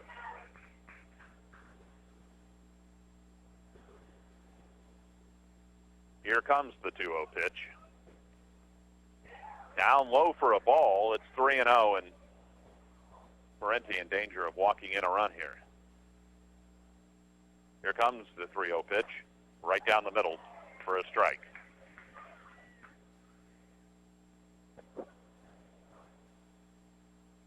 Here's the pitch, and lined into right field. Trevor Bayne going to try and come home, and got him on a force play. Wow, what a play. It becomes a fielder's choice. It was lined between first and second. Trevor Bayne quickly in, picked up the ball, and threw a strike to Merrick Brown at the plate, who was standing on the plate to get the force out. And boy, what a big play that is in this situation right here to keep the score at 5-3. So 1 out now on a fielder's choice. That was a very nice play by Trevor Bayne. And now a little slow roller gets through the middle. That will score a run. Just really kind of sawed him off a little bit. It scores 1 run, and now it's 6-3. The ball just kind of trickled up the middle and into center field. Trent Ferguson was there to get it back in quickly, but there was really nothing he could do. And 2 runs now home in the inning. It is 6-3. Bases remain loaded. There is 1 out. Parenti really made a nice pitch there. He sawed him off, but he was able to fist it into center field.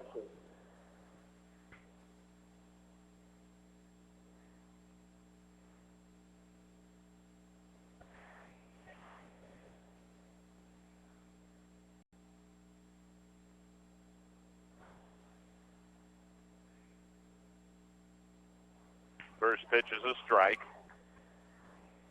on Brady Johnson, the catcher. Johnson on the day is 1 for 3. He does have an RBI now. After taking the first pitch for a strike, walks down and has a conversation with his coach. Meanwhile, Merrick Brown will go out and have a conversation, a short conversation with Parenti. Everybody apparently seems to be on the same page here. So 2 runs home so far here in the top of the 9th inning. Still just 1 out, and the bases are loaded. The Arrows remain with their infield in to cut off that run at the plate.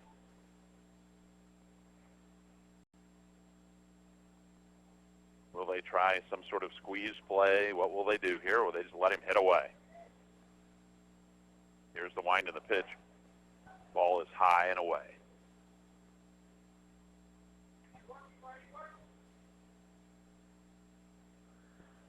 One ball, 1 strike, 1 out, top of the 9th. Ball 2. The pitch was outside. Parenti opening up a little bit as he's throwing that. He's coming across his body just a little bit on the pitch, causing the ball to skid outside. Next pitch is away, ball 3, and that was much better. And it's 3-1 now on the batter, in danger of walking in a run here. And a strike. Brady Johnson tried to coax the umpire into giving him ball 4 there, but then he immediately turns and hustles back into the batter's box. Here comes the 3-2 pitch, and he hits a little high pop-up. Ferguson under it in center field. Got it. We will have a play at the plate. Here comes the throw, and he is safe as the ball actually bounces into the runner as he tries to score. Jackson Cook, it hits him. Ferguson threw the ball well. It just kind of bounced into the runner as he was coming across the plate. The run does score. An out is recorded. There are two outs now here in the top of the ninth inning. It is 7-3 Tennessee.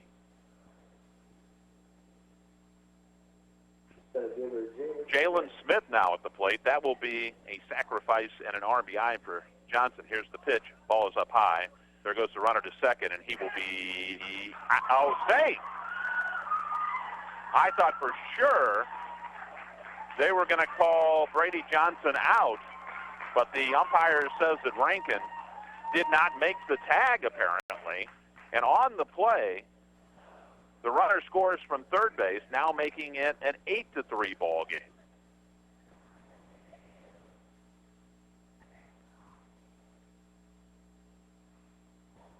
Here's the pitch. Lined into left field for a base hit. He can pinch up with it. The runner holds at third, so now runners at first and third with two outs here in the top of the ninth inning. Cole. And Brian Long now is going to make a pitching change.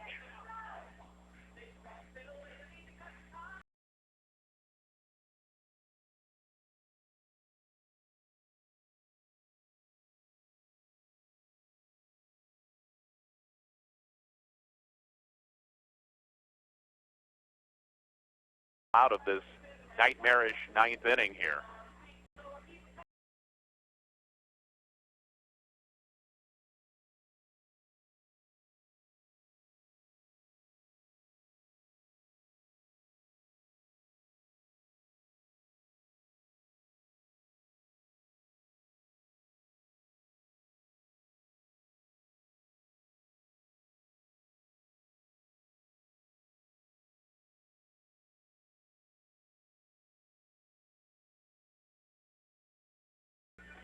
So they're warming up now. Just to recap here, we were tied going into the top of the eighth inning at 2 apiece. Tennessee got 2 in the top of the eighth. The Arrows answered with one of their own in the bottom. And then now a 4-run explosion here by Tennessee in the top of the ninth inning. And it is 8-3 Tennessee. Tennessee, 8 runs, 13 hits, and 3 errors. 3 runs, 6 hits, and 1 error for the Arrows. Crowley, who started this game, went 7 innings, gave up 6 hits, 2 runs. Both were earned. For Parente, he pitched 1 2/3, 6 hits, 5 runs, all 5 were earned. He is still responsible for the runners on base. Jonathan Nash is your pitcher. Don't forget, following the postgame show,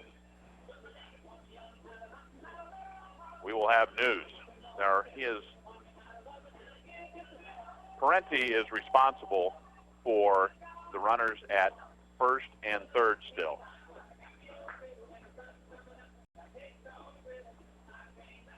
They've made some changes here.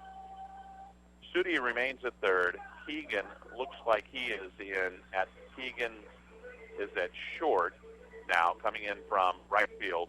Ferguson has moved to left field, and Parente moves back to center field.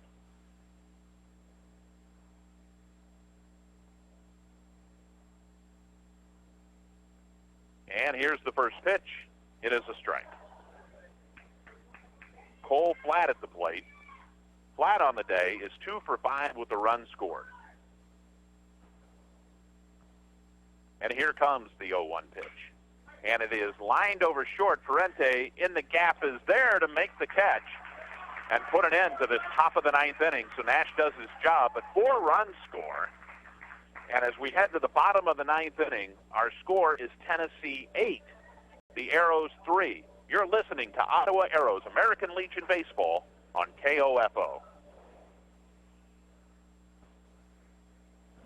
Your home for Kansas City Royals baseball in East Central Kansas is KOFO.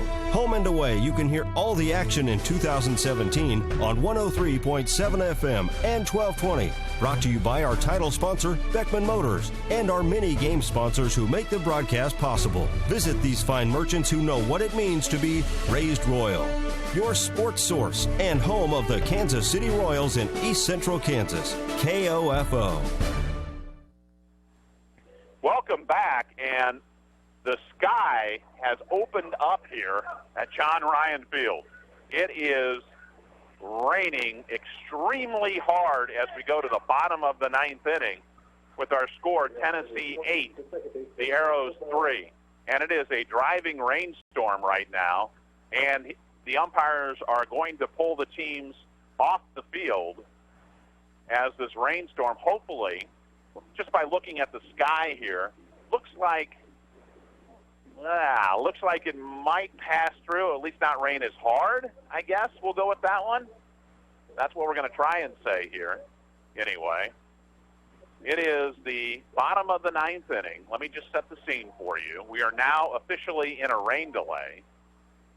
It is the bottom of the ninth inning. Our score is Tennessee 8, the Arrows 3. 8 runs, 13 hits, and 3 errors for Tennessee. 3 runs, 6 hits, and an error for the Arrows. So the rain is clearly falling, and just wanted to pass along some notes here as we move into the bottom of the ninth. Just something to think about as we look back on the season here a little bit.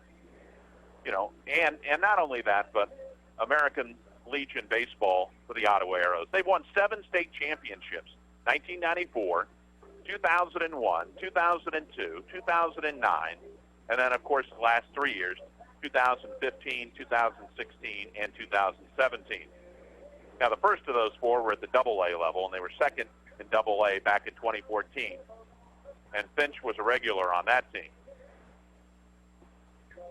Ferguson, over the past 2 seasons, by the way, who started yesterday and had a little bit of a rough outing, don't want you to forget this. He was 12-1 over the past 2 seasons, and I guess if you give him the loss for yesterday, 12-2, and he had an ERA of 1.17. And earlier, Parente pitched a no-hitter earlier this season against Omaha Northwest, but the strange part about that thing was he lost the game 1-0, a no-hitter, and lost the game 1-0. Now, Rankin has been the Arrows' hottest hitter over the past month, raising his batting average nearly 100 points since July 1st. And as we've noted today, Trevor Bayne is an extremely aggressive base runner. He's even stolen third base a couple of times as the ball was just being tossed back to the pitcher after a pitch, you know. So that tells you he loves to play the game. I love to see that kind of enthusiasm from a player, somebody who doesn't want to quit, somebody who just wants to go out there and have fun and play the game like it should be played. The Arrows' home run total of 23 so far on the year is their most since 2011. And looking back here on the Arrows championship run for the state championship this time, this last one that they just won, we don't have definitive confirmation on this, but it appears that the Arrows are the first Kansas team to lose their opening state game and come back and win the tournament. So that's kind of interesting. You know, so here we are in a rain delay as we head to the bottom of the ninth inning. It is 8-3, so you can't count them out of it yet. The rain continues to fall at a pretty steady clip, although as I look at it now, it looks like it's lightening up just a little bit.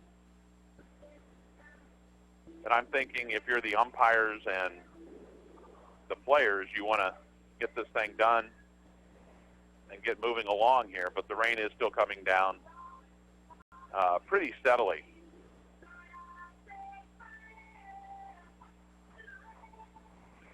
case you've been out to watch some of and I'm sure many of you have that are listening to this game now,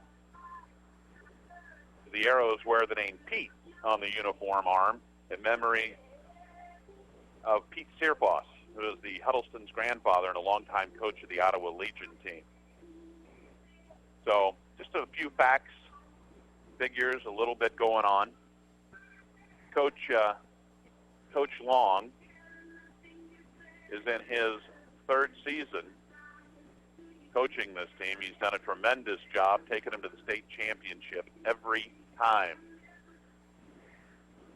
And here they are, facing 3 outs from elimination in the bottom of the 9th inning here at John Ryan Stadium. Jesuit Blue Jays play here.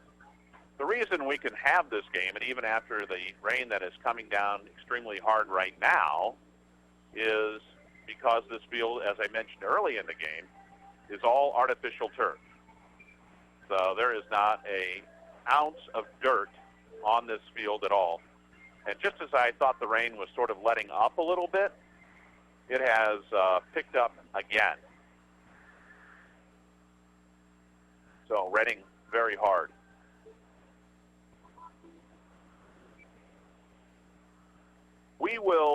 Let me do this. Let's, if we could do this, I think we might want to send it back to the studio. We'll do the news, and then we will monitor here and let you know when they're about to get started in the bottom of the 9th inning again to get this thing finished as we move forward. So let's do this. Let's send it back to the studio.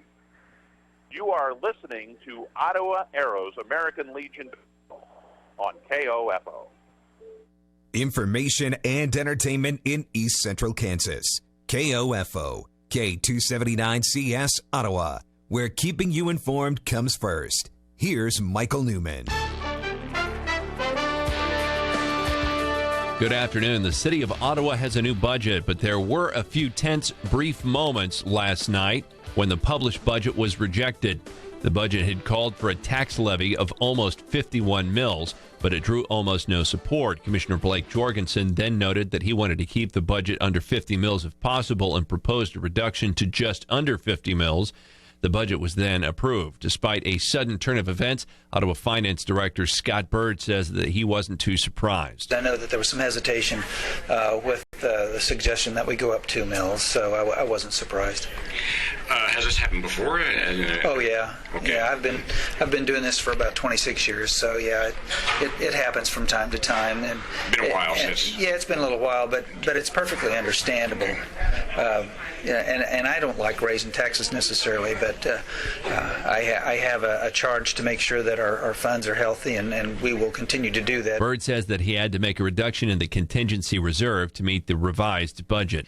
The Ottawa wastewater rates are headed up. At the regular Ottawa City Commission meeting, officials explained that rates must rise to keep the wastewater fund in good shape. Assistant Utilities Director David Buehler spelled out the increases. All that brings us back to what's going to take to get us there. And what we have in the resolution is just a 5-year forecast. 7% first year, 5% second, third year, and then 1.5%. With that 1.5%, we stretched on out thinking of our Dennis's discussion about a inflationary figure. Buehler says a bigger increase now means a smaller increase in years to come. Franklin County commissioners delayed a decision on replacing the county radio system yesterday. County Administrator Derek Brown asked for the delay, saying that the county and Ottawa officials need to negotiate more with Motorola. He says the company wants too much up front. Franklin County Emergency Management Director Ellen Radcliffe says 15 different agencies will replace their radios. Went out after last week's meeting. We talked to all of the entities that are wanting to buy radios. Some of those numbers changed, and as I mentioned last week, that was a line that we thought would change a little bit. The infrastructure, that line item stayed the same. The dispatch equipment stayed the same. The subscriber number went up just a little bit, not an awful lot, but it did go up just a little bit. some of the radios, there was a few, they got a few more portable radios. Some bought different models of the mobile radio. We were offering 2 different types, so they made some changes there. Comes to the subtotal of just under $3.7 million. The county share of the new radio system would be approximately $1.3 million. Hundreds of Ottawans on Tuesday night had their minds on crime, but it was all for a good reason. It was the annual Night Out Against Crime. Neighborhoods all over town hosted picnics as part of the event. One location was the home of Ottawa Assistant Police Chief Adam Weingartner. He says property crime seems to be the biggest problem in Ottawa, and citizens must take precautions. Lock your house, lock your cars, and report suspicious activity. Property crimes are on the rise, if I'm right. Is that correct? Compared to last year, they are, but last year was kind of an anomaly of extremely low reported crime. When we went back and looked at some of that data from even 2 years ago, this year is very similar. Over a 10-year average, generally speaking, crime is down over 50% from about 10 years ago. So it was much higher when I was a younger officer here. It continued through most of my mid-career, and we've taken as many proactive steps as we can to keep it as low as possible. And that 10-year trend is evidence of that. Weingartner also says citizens are vital in the fight against crime because they are the eyes and ears of crime prevention. The Lane Fair, known as one of the biggest little fairs in the state, starts today. Fair coordinator Tess Schumacher on today's activities. We have the quilt show at 5 p.m. That's later in the evening, obviously. The entries for the livestock are from 4 to 7. And then from 3 to 7:30 are the entries for all the inside exhibits. We also have the talent show on Thursday at 7 p.m. And the Central Heights cheerleaders possibly might be there. The cheerleaders and the dancers possibly might be there on Thursday, and we'll also have a petting zoo. The talent show features 4 different age groups and prizes for the top 3 contestants. Stay tuned to KOFO for more information. Drivers beware, your trip to Lawrence now includes a new set of traffic lights. Officials finished the installation of traffic signals at the intersection of US 59 and County Route 458. The signals should now be fully functional. The project was KDOT's response to increased traffic at the intersection due to changes made on Highway 10 just east of 1200 Road, making right-on, right-off turns only when the South Lawrence Trafficway opened last year. It's time now for the Daily Record with Sean Torres. The Daily Record is brought to you by Lamb Roberts Funeral Home of Ottawa, Baldwin City, and Overbrook. Lamb Roberts Funeral Home. Compassionate care when you need it most. Lamb Roberts Funeral Director Eric Price. I think an important part of what our staff can provide is that everyone in our staff has been affected by death. Everyone's lost a loved one in their lifetime, so they understand the grief process. They understand how difficult it is to move on from a loved one after they've passed away. Because of that experience, they're able to relate to the fact that everyone grieves differently. Everybody struggles at different times. Lamb Roberts Funeral Home. Compassionate care when you need it most. Today's hospital notes are brought to you by Ransom Memorial Hospital in Ottawa, with the new emergency department coming this fall. Ransom Memorial Hospital, close to home, close to your heart. Visit ransom.org. This moment of wellness is brought to you by Ransom Memorial Hospital. I'm Emily Graves. I'm the Director of Materials Management at Ransom Memorial Hospital. In Materials Management, we work behind the scenes with the Medical Surgical Department, Emergency Department, and Surgical Departments to provide them with the right tools they need to provide the care for our patients. That's how we provide excellence for every patient, every time at Ransom Memorial Hospital. Close to home, close to your heart. Visit ransom.org. This is Stephanie with Ransom Memorial Hospital with the notes for Wednesday, August 2nd, 2017. Admissions, Hillary Wheeler from Pomona. There were no dismissals. Births, baby boy, 8 pounds, 14 ounces, to Hillary Wheeler from Pomona. From Ransom Memorial Hospital, these are the notes for today. A visitation for dentist Denny L. Shell, age 77 of Lewisburg, is tomorrow morning at 10 at the Lewisburg United Methodist Church with the funeral service following at 11. Graveside services will be held at Cedar Bluff Cemetery in Fairgrove, Missouri, Saturday morning at 11. The family suggests contributions to the Lewisburg United Methodist Church of Kansas City Hospice House. A funeral service for Colleen Faye Kinzel Gumfrey, age 86 of Iola, is tomorrow morning at 10 at the Fireburn Family Funeral Service in Iola, with visitation beginning an hour prior. Burial will follow the service in Highland Cemetery at Iola. Contributions in her memory are suggested to the Alzheimer's Association. Condolences can be left for the family at fireburnfuneral.com. A celebration of life service for Hazel Smith, age 95 of Overbrook, is tomorrow afternoon at 2 at the Brookside Manor Retirement Home, 700 West 7th in Overbrook. Memorial contributions can be made to the Overbrook United Methodist Church, Help House in Linden, or the Jayhawk Theater Project, sent in care of Greenwood Roberts Funeral Home, P.O. Box 268, Overbrook 66524. Condolences may be sent to the family through lamb-roberts.com. A visitation for Catherine E. Scheller, age 74 of Ottawa, is tomorrow evening at 6 at the Dangle & Son Mortuary. Private family interment at Greenwood Cemetery will be at a later date. The family suggests memorial contributions to Cornerstone Church, sent in care of Dangle & Son Mortuary, 235 South Hickory, Ottawa, 66067. Family and friends are encouraged to post their condolences and memories on Catherine's tribute wall at danglemortuary.com. Funeral services for Benny G. Stinson, age 91 of Ottawa, is Saturday morning at 10 at the First Christian Church at 11th and Cedar in Ottawa. Interment will follow at Princeton Cemetery. Visitation is tomorrow evening from 6 to 8 at the church. Memorial contributions may be made to the First Christian Church and sent in care of Lamb Roberts Funeral Home, 325 South Hickory, Ottawa, 66067. Condolences to the family may be sent through lamb-roberts.com. A funeral service for Donna Mae Houston Tank, age 85 of Ottawa, is Saturday morning at 10 at the Dangle & Son Mortuary. The family will meet with friends 1 hour prior to service at 9. Interment at Highland Cemetery in Ottawa. The family suggests memorial contributions to Franklin County Cancer Foundation, sent in care of Dangle & Son Mortuary, 235 South Hickory, Ottawa, 66067. Family and friends are encouraged to post their condolences and memories on Donna's tribute wall at danglemortuary.com. A funeral service for Wendell E. Davis, age 88 of Williamsburg, is Monday morning at 10 at the First Baptist Church, 410 South Hickory in Ottawa. Interment will follow at Mount Olivet Cemetery in Williamsburg. The family will receive friends Sunday evening from 6 to 8 at the Lamb Roberts Funeral Home, 325 South Hickory in Ottawa.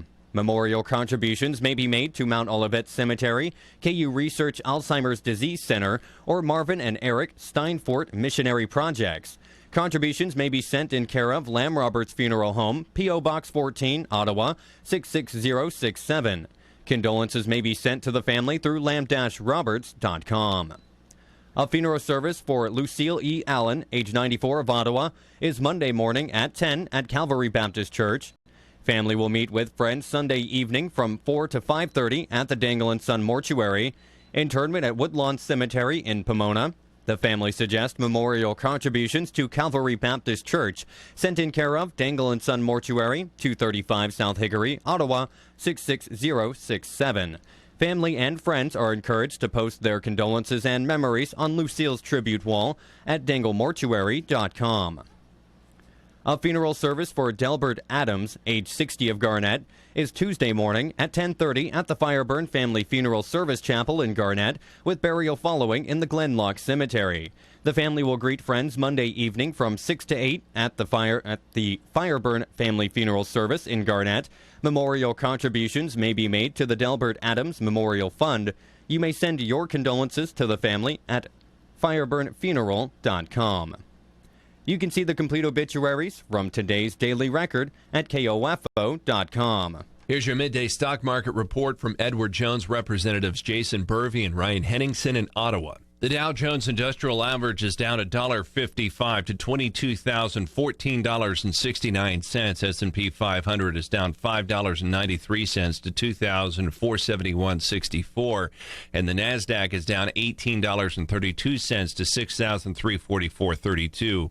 In stocks of local interest, UPS is down 37 cents to $110.89. Walmart Stores is up 46 cents to $80.99. Great Plains Energy is down a penny to $30.90. Westar Energy is down 2 cents to $51.09. Garmin is down 12 cents to $52.10. AT&T is up 4 cents to $38.31. American Eagle Outfitters is up 10 cents to $11.70. CenturyLink is down $1.90 to $21.84. One gas is up 11 cents to $73.67, and Amazon is down $7.10 to $9.88.79.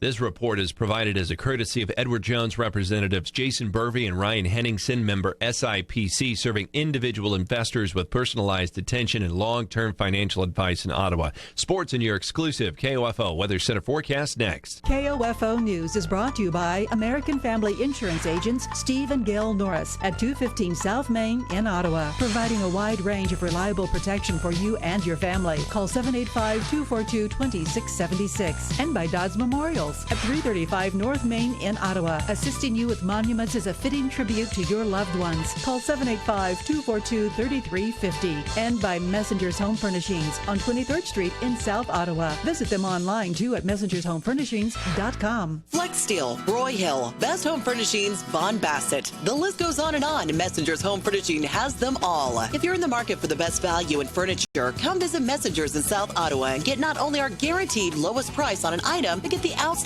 service and help in making that important decision. From start to finish, Messengers pays attention to the details that make for the best shopping experience you could ask for. With nearly 18,000 items now on our website, which represent everything we have access to, the possibilities are almost endless. Check us out at messengershomefurnishings.com. In KOFO Sports, brought to you by the Brandon Iron Bar and Grill in Princeton, where prime rib special is tonight, along with all your favorites on the regular menu.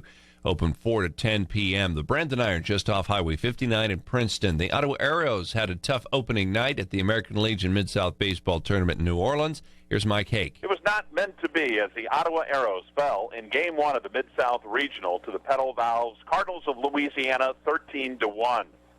The Cardinals sent 14 batters to the plate and put up 8 runs in the second inning and never looked back.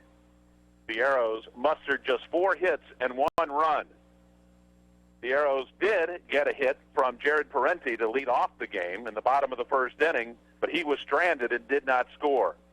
Trevor Bayne had the other hit, along with 2 for Dalton Rankin, who had a double and scored the only run for the Arrows.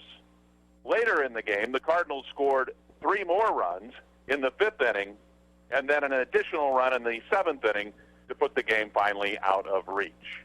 The Arrows take on Tennessee at 9:30 this morning, right here at Kirsch-Rooney Stadium. Join us 15 minutes before first pitch for the Wise Guys Construction Ottawa Chiropractic Clinic Arrows pregame show. I'm Mike Hake for KOFO Sports. Baker University announced the hiring of Mark Sheldon as its new head women's soccer coach. Sheldon has served in many coaching capacities in the Kansas City area in the past years, including stints as coach at Shawnee Mission West High School. Baker Athletics Director Teresa Yetmar says that Sheldon is a leader in the soccer community and has experience in scouting talent. Teaching the game and mentoring student athletes make him a natural fit for the Baker program. In Major League Baseball, the Royals got swept away in Baltimore. This Royals recap on KOFO is brought to you by Frank Eye Center at 14th and Main in Ottawa, serving you and your eye care needs even better and in a more timely fashion with the addition of Dr. Chad Meese, optician. Frank Eye Center, vision-centered patient focus. Call 785-242-4242. Here's Royals Radio Network, Steve Stewart. The good news, the Royals finished their road trip with a winning record, 5-4. The bad news, they were swept by the Orioles, falling last night by the final of 6-0. The O's scored 3 in the third, 2 of those on a Caleb Joseph 2-run homer, his 6th. And the Orioles scored 3 more in the 8th inning. The Royals scored just 3 runs in 3 games in Baltimore the last 3 nights. Jason Vargas, the starter, 5 innings, 3 runs. He takes the loss. The Royals now home for 6 games. Series with Seattle starts tonight. We're on at 6:30 on the Royals Radio Network. Here's your exclusive KOFO Weather Center forecast.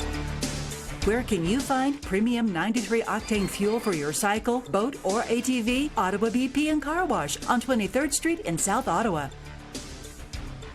Today, a slight chance for showers and thunderstorms after 2. Partly sunny with a high of 86. Tonight, a 30% chance of showers and thunderstorms before 10. Partly clear, low 56. Tomorrow, sunny with a high of 78. Becoming overcast tomorrow night, low of 58. On Saturday, a 60% chance of showers and thunderstorms mainly after 1 in the afternoon. Overcast with a high of 78. On Sunday, a 40% chance of showers and thunderstorms, mainly before 1 in the afternoon. Overcast, high 79. Into Monday, mostly sunny with a high of 79. Tuesday, mostly sunny, high 81. And Wednesday, a 30% chance of showers and thunderstorms, partly sunny with a high of 82. At Ottawa Municipal Airport, it's 81. Recapping this hour's top stories, after a few adjustments, Ottawa has a new budget, and Ottawans can expect to pay higher wastewater rates. I'm Michael Newman, KOFO News. And welcome back to John Ryan Field, where the rain continues to fall. I do believe, not being a meteorologist, but certainly looking at the radar on my screen here, I can see we're actually in the city of Metairie, is what is the name of the city. It's right near New Orleans. It's a suburb of New Orleans. And as I look at the radar, the rain here, a little bit of what I would call a cell has popped up right over where we are. Maybe if you go 5 miles one way or 5 miles another way, you might be out of this rain. So, the ability for us to get this game in is going to depend on how quickly this cell that is sitting essentially right on top of us and blowing up as we speak, how long that will last before it dissipates and moves on without something else moving in. Now, I will say that the rain, as I look out at the parking lot here, continues to fall at pretty much the same steady pace that we had now for about the last 15, 20 minutes. So let's recap the situation and where we are. We are in the bottom of the ninth. It is 8-3 Tennessee over the Arrows. Tennessee has 8 runs, 13 hits, and 3 errors, and the Arrows have 3 runs, 6 hits, and an error. The game started off with each team putting up a run in the first inning. The Arrows answered after Tennessee scored in the top, and then Tennessee scored in the top of the third inning to take a 2-1 lead. It was the bottom of the 6th inning when the Arrows answered and tied the game up. Nobody scored in the 7th. And then in the 8th inning, Tennessee put up 2 runs, but the Arrows answered right back with a run of their own. And then we hit the top of the 9th inning where it got a little bit tough for the Arrows. And in that inning, and they were able to put 4 runs up on the Arrows, thus giving them the 8 runs that they have so far. Just to kind of recap some of the highlights from today so far as we are in this rain delay. Trevor Bayne on the day is 3 for 4. He has 2 runs scored. He has really been a spark plug for this ball club and really aggressive on the base pass as he's been all year, as we mentioned. And then you look at it here. He has 3 hits, and then Sudi has a hit, and Parenti has a hit. So that's kind of the way it is. Way it has been for the Arrows. They have not been able to bunch a lot of hits together. And as soon as I have said that maybe it looked like that rain might be letting up a little bit, it has picked up in intensity again here as we look out on the field here.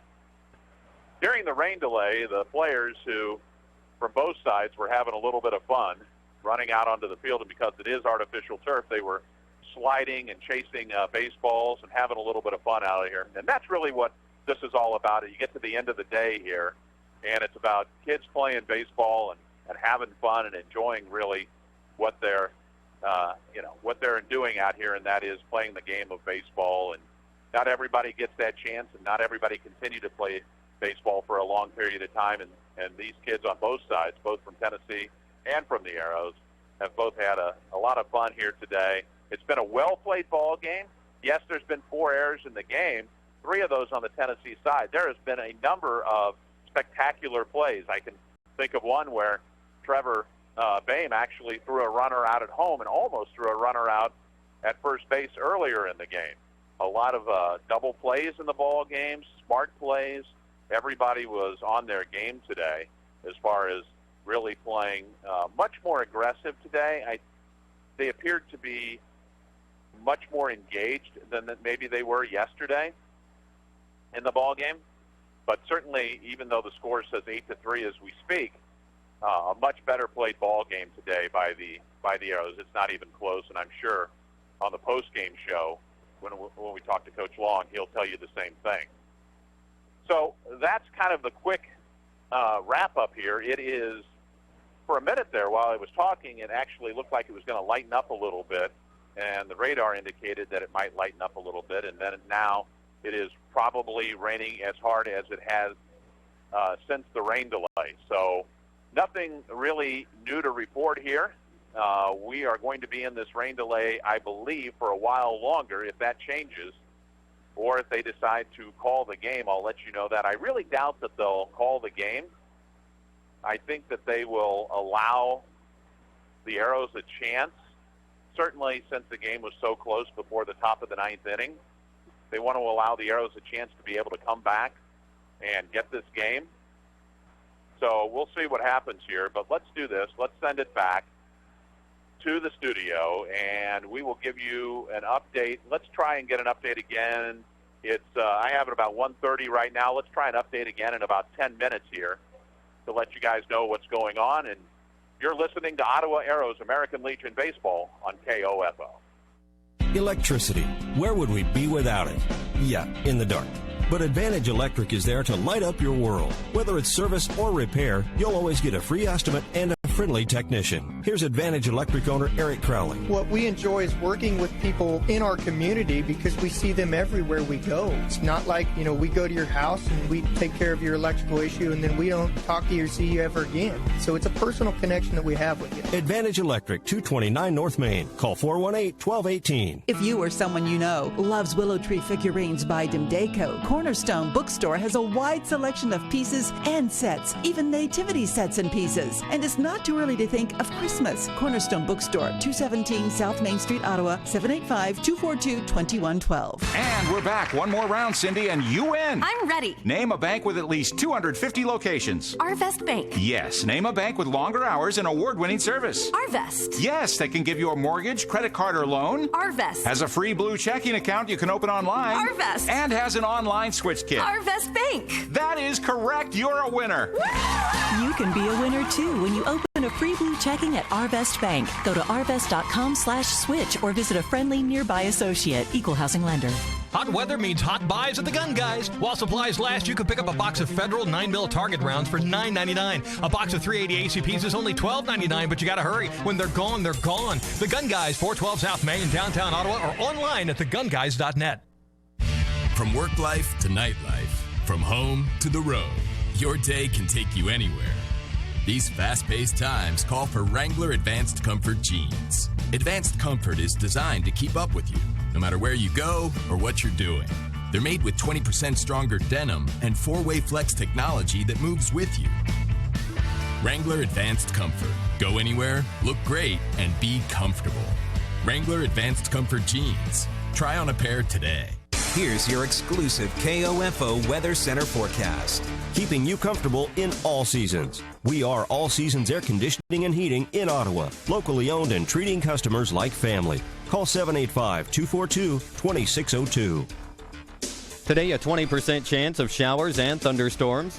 Partly sunny with a high of 86. Tonight, a 30% chance of showers and thunderstorms. Partly clear with a low of 56. Tomorrow, sunny with a high of 78. Tomorrow night, mostly clear with a low of 58. Saturday, a 60% chance of showers and thunderstorms, mainly after 2 in the afternoon. Overcast with a high of 78. At the Ottawa Municipal Airport, winds are out of the north at 12. Relative humidity is 55%. Barometric pressure is trending upwards at 30 and 4/100ths of an inch of mercury. And it's sunny and 84 at KOFO. Anyone can call themselves a construction company, slap a sign on the side of their truck, and drive around town looking for work. Is that who you want to hire? No, you're smarter than that. Wise Guys Construction at 108 North Main in Ottawa has been in business for 13 years, building new residential homes, adding additions and finishing basements, solving commercial structure needs for businesses, and repairing damage left behind from fire or water. When it comes to who you hire for residential and commercial construction needs,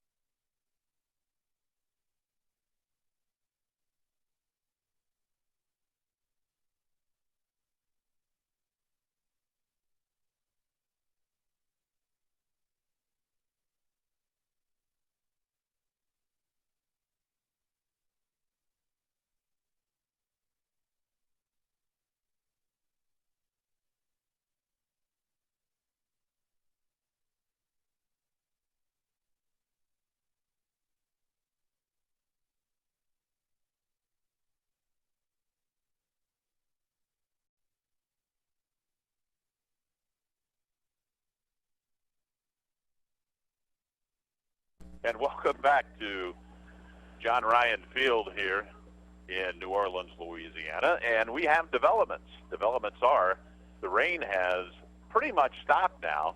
The umpires, well, 2 of the 3 anyway, are back on the field. The players are now out doing a little bit of long toss warm-up here. And we are not far away now from resuming action, I don't think. They'll probably let the players warm up here for another few minutes before they send them back out on the field here to finish the bottom of the 9th inning, which really hasn't even started yet. So let's recap where we are currently. It is 8-3 Tennessee as we head into the bottom of the 9th inning. 8 runs, 13 hits, and 3 errors for Tennessee. 3 runs, 6 hits, and 1 error for the Arrows. As I said, the players are out on the field now for both squads, and really for the Arrows, they're just kind of getting ready to bat, walking out and swinging the bat a little bit, and occasionally you'll see a player putt one of the baseballs with his bat, but that's about it. On the other side, more long toss going on and that's really because Tennessee has to get back out on the field and play and throw the ball and run. And when a team has played essentially 8 innings of baseball already and then they cool down for a while, you want to make sure that everybody gets properly warmed up. Now the third umpire has arrived back at the field, and that is the home plate umpire. So it sounds like now the players are moving off the field and moving into position. So we're really not far at all away from the start of the game, and that's the finish of the game, the restarting the game, if you will. Don't forget about the post-game show coming up afterwards. We will be able to recap this game, and hopefully we can find a way to come back here and get a victory and continue to play on. We'll see what happens here now. The players for Tennessee have returned to the field, and the warm-ups have ended. We are going to see, I'm going to check and see here about the pitcher, if it's the same, and I believe it is. I'm going to check on that here for just 1 second. Now, the new pitcher now, let me get that for you. I'll have to look it up here real quick. Is number 27, James Hale. James Hale is the new pitcher. He is a left-handed pitcher. He's 6 foot, 215 pounds. He bats left, throws left. Graduated in 2017, so a recent graduate. He is taking his warm-up tosses now. The home plate umpire is walking out to talk to the catcher to make sure that he is ready to go. He is. Everyone seems ready to go, and we are, as I said just a few seconds ago, moments away from getting this thing going into the bottom of the 9th inning here. The last 2 or 3 warm-up pitches are being taken. So to recap where we are again really quickly, Tennessee leads it 8-3 as we go into the bottom of the 9th inning. 13 hits on the day for Tennessee. This game was extremely close really up until the top of the 9th inning. We are ready to go. We are ready to play baseball. So thanks for sticking with us and coming back out here and listening to the finish of this ball game. Leading off for the Arrows here in the bottom of the 9th inning will be Owen Lamar, the second baseman. He's a right-handed batter, just to refresh your memory. So far today, for Lamar, he's 0 for 3. And the first pitch is low and away. We are back in action, and it's 1-0. Lamar with an open stance. Next pitch is on the way, and it is a strike. As is the weather in this part of the country, it will rain really, really, really hard for a long time, and then it'll stop almost as quickly as it starts. Pitches outside, now 2-1. And the skies have lightened. So you never know what you're going to get, but you do know that you will see these pop-up thunderstorms here. A little different than what you might see in Kansas in that sense. Kansas, yes, you'll see some pop-up thunderstorms. 3-1. And ball 4. So, not there yet, folks. A leadoff walk to start the inning. And 1 on, nobody out. Now coming up and batting for Maxwell, Brock Huddleston. Huddleston will be will be batting now. He stands in, right-handed batter, left-handed pitcher, runner at first, nobody out, bottom of the ninth. Arrows trail 8-3. Here comes the wind and the pitch. Ball is outside. Huddleston will go to Emporia as an offensive lineman. Play a little football down there. Now they have the runner picked off at first base, throw to second, and he is safe. He beats the throw to second base. Wow. Nice play there. Owen Lamar is able to slide in under the tag. They had him picked off, and then the throw was not in time as he slid in. Is lucky with as wet as it is out there right now, especially playing on artificial turf. He didn't slide past the bag and end up in center field. He was able to hold on. 1-0 the count. Here comes the 1-0 pitch. Now Huddleston acts for time and steps out. He is granted by the home plate umpire.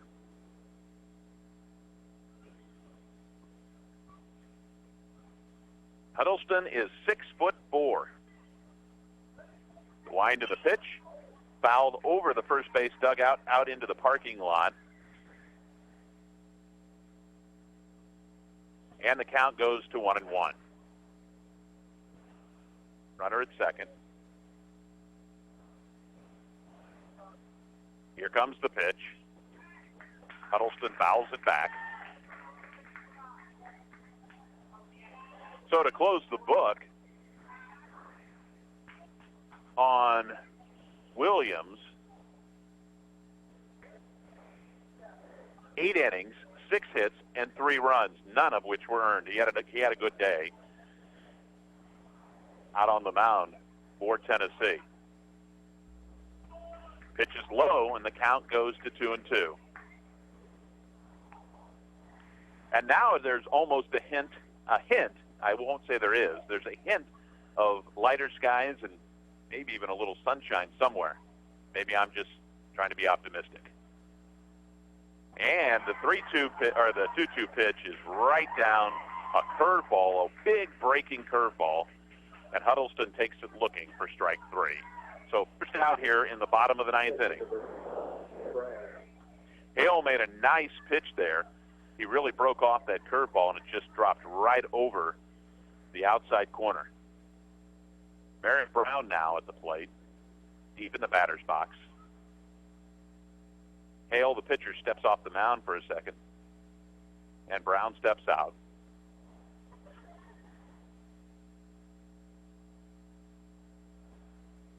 Hale set at the belt. The left-hander deals the first pitch to Brown, and it's a strike.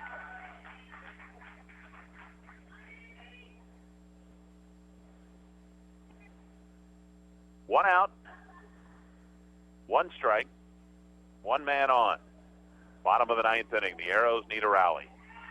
There's a strike on Brown. 0-2.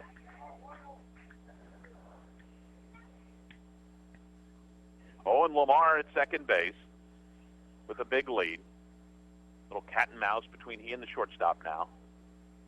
Hale looks back now, brings the play, and he struck him out. Merrick Brown strikes out on an off-speed pitch. And now the Arrows' season is down to their last out. Keegan Finch steps in.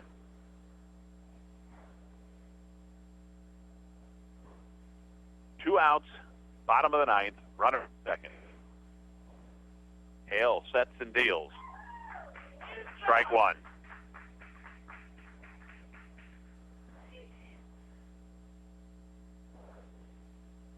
Hale checks the runner. brings it home, and the pitch is up a little high for a ball, and the count goes to 1-1. The bench on the day is 0 for 3. And here comes the 1-1 pitch. Inside and bounces in front of the plate. But Brady Johnson does a nice job of corralling it and keeping Lamar at second.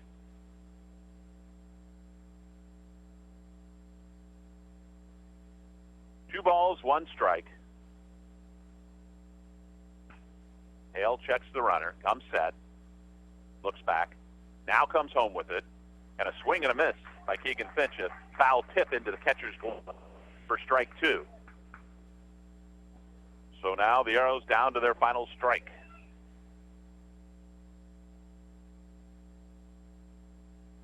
Two and two the count. Hale looks in, comes set. And here comes the pitch. Chopped foul. We'll do it all over again. 8-3 Tennessee here in the bottom of the ninth inning. 2 balls, 2 strikes. Lamar at second. The rain delay was about 35 minutes, 40 minutes. Here comes the pitch. And Keegan Finch fouls it off, staying alive.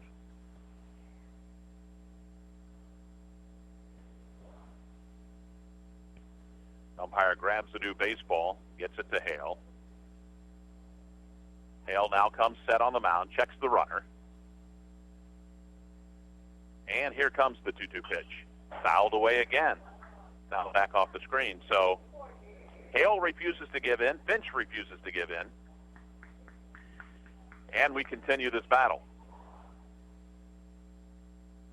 The wind now has actually changed direction and sort of blowing towards left field. Hale is set, and here comes the pitch. Swing and a miss. He struck him out, and that's the ball game. So no runs in the bottom of the ninth inning, and our final score is 8-3 Tennessee as the Arrows are eliminated. We will be back to wrap it up and talk about the post-game show coming up shortly. Our final today here, Tennessee 8, the Ottawa Arrows 3. You're listening to Ottawa Arrows American Legion Baseball on KOFO. Electricity. Where would we be without it? Yeah, in the dark. But Advantage Electric is there to light up your world. Whether it's service or repair, you'll always get a free estimate and a friendly technician. Here's Advantage Electric owner Eric Crowley. What we enjoy is working with people in our community because we see them everywhere we go. It's not like, we go to your house and we take care of your electrical issue and then we don't talk to you or see you ever again. So it's a personal connection that we have with you. Advantage Electric, 229 North Main. Call 418-1218. The Ottawa Shopper has a new look with new features. Never miss your favorite TV show with the TV Guides. Find area church times and the popular Kids Talk About God column on the church pages, and get useful employment tips from our weekly Q&A advice column. Call 242-4700 to get your Franklin County address added to our subscription list for free, or pick up the Ottawa Shopper at multiple racks around town. That's 242-4700. For all your computer services and repair, call Don Hardman, 418-2331. This is Kevin at James Automotive, First and Main in Ottawa. The summer heat can take a toll on your battery. Call and schedule a battery check today for your peace of mind. 242-3376. Seven Cedars in Princeton is now taking applications for the position of liquor store and convenience store clerk. Competitive pay, flexible schedule, and a great work environment await you at Seven Cedars, just 6.5 miles south of Ottawa on Highway 59 in Princeton. Stop in and apply today. Poncho's lunch specials are back. Choose from one of 6 great specials starting at just $5. These specials run Monday through Friday and include some great new items. Come see us for lunch at Poncho's, a family tradition since 1982. And we're back. One more round, Cindy, and you win. I'm ready. Name a bank with at least 250 locations. Arvest Bank. Yes. Name a bank with longer hours and award-winning service. Arvest. Yes, that can give you a mortgage, credit card, or loan. Arvest. Has a free blue checking account you can open online. Arvest. And has an online switch kit. Arvest Bank. That is correct. You're a winner. You can be a winner, too, when you open a free blue checking at Arvest Bank. Go to arvest.com/switch or visit a friendly nearby associate. Equal housing lender. And welcome back to John Ryan Stadium, home of the Jesuit Blue Jays here in Metairie, or is the actual city, and in New Orleans for the Advantage Electric Arrows postgame show on KOFO. Once again, our final is 8-3. Tennessee over the Arrows today, and thus the Arrows are eliminated from regional play. We will review the game and talk with, hopefully, Brian Long shortly, right after we take a break here, right after this. You're listening to the Advantage Electric Arrows postgame show on KOFO. Electricity. Where would we be without it? Yeah, in the dark. But Advantage Electric is there to light up your world. Whether it's service or repair, you'll always get a free estimate and a friendly technician. Here's Advantage Electric owner Eric Crowley. What we enjoy is working with people in our community because we see them everywhere we go. It's not like, we go to your house and we take care of your electrical issue and then we don't talk to you or see you ever again. So it's a personal connection that we have with you. Advantage Electric, 229 North Main. Call 418-1218. Take control of your tarp and upgrade your manual tarp system to electric with a Rolltech electric tarp conversion by AgriCover Inc. Save time and increase productivity by tarping on the go. This system operates with the convenient push of a button, keeping your driver inside the cab and out of dust, rain, and harm's way. Upgrade your existing tarp to electric today to stay safe, clean, and on schedule. For more information or to find a dealer near you, call 1-800-233-4655 or visit RolltechElectric.com. This moment of wellness is brought to you by Ransom Memorial Hospital. I'm Matt Hine, Hospital CEO, Ransom Memorial Hospital. We recently embarked on an endeavor to expand our emergency services. We're going to provide a state-of-the-art 12 treatment room emergency department with advanced cardiac life-saving measures, advanced trauma capabilities, in a space that is HIPAA compliant and welcoming for all of our patients. We're providing excellence for every patient, every time. Close to home, close to your heart. Visit ransom.org. There's people who care where I'm going, and good friends who welcome me home. So get a full tank of freedom, drive the American road. And with a full tank of freedom, find your own highway, we'll take you wherever you go. Marathon, fueling the American spirit. Adamson Brothers Heating and Cooling reminds you to keep your family safe from carbon monoxide. We can test your CO detectors to ensure they're working. If you don't have a CO detector, we carry carbon monoxide detectors from CO Experts, our vendor of choice. Your family's safety is no joke, and carbon monoxide is a year-round concern, not just when your furnace is running. Your carbon monoxide detector should be tested at least twice a year. Call 242-9273 or stop by 102 South Walnut in Ottawa to learn more. Flex Steel, Roy Hill, Best Home Furnishings, Von Bassett. The list goes on and on. Messenger's Home Furnishing has them all. If you're in the market for the best value in furniture, come visit Messenger's in South Ottawa and get not only our guaranteed lowest price on an item, but get the outstanding service and help in making that important decision. From start to finish, Messenger's pays attention to the details that make for the best shopping experience you could ask for. With nearly 18,000 items now on our website, which represent everything we have access to, the possibilities are almost endless. Check us out at messengershomefurnishings.com. Sports, information, and entertainment in East Central Kansas. KOFO K279CS Ottawa, where keeping you informed comes first. And welcome back to the Advantage Electric Arrows postgame show on KOFO. I have Brian Long with us, and today a much better played ball game, really. I think when, the score, you might look at the score and it might indicate to you they got away a little bit towards the end there on you, but the reality of it is everything looked a little bit sharper out there today for your guys, and even though the score says 8-3 at the end, it feels like they played a much better ball game today. What do you say? Yeah, we were in the game the whole time, and disappointing to end this way, but it was much better.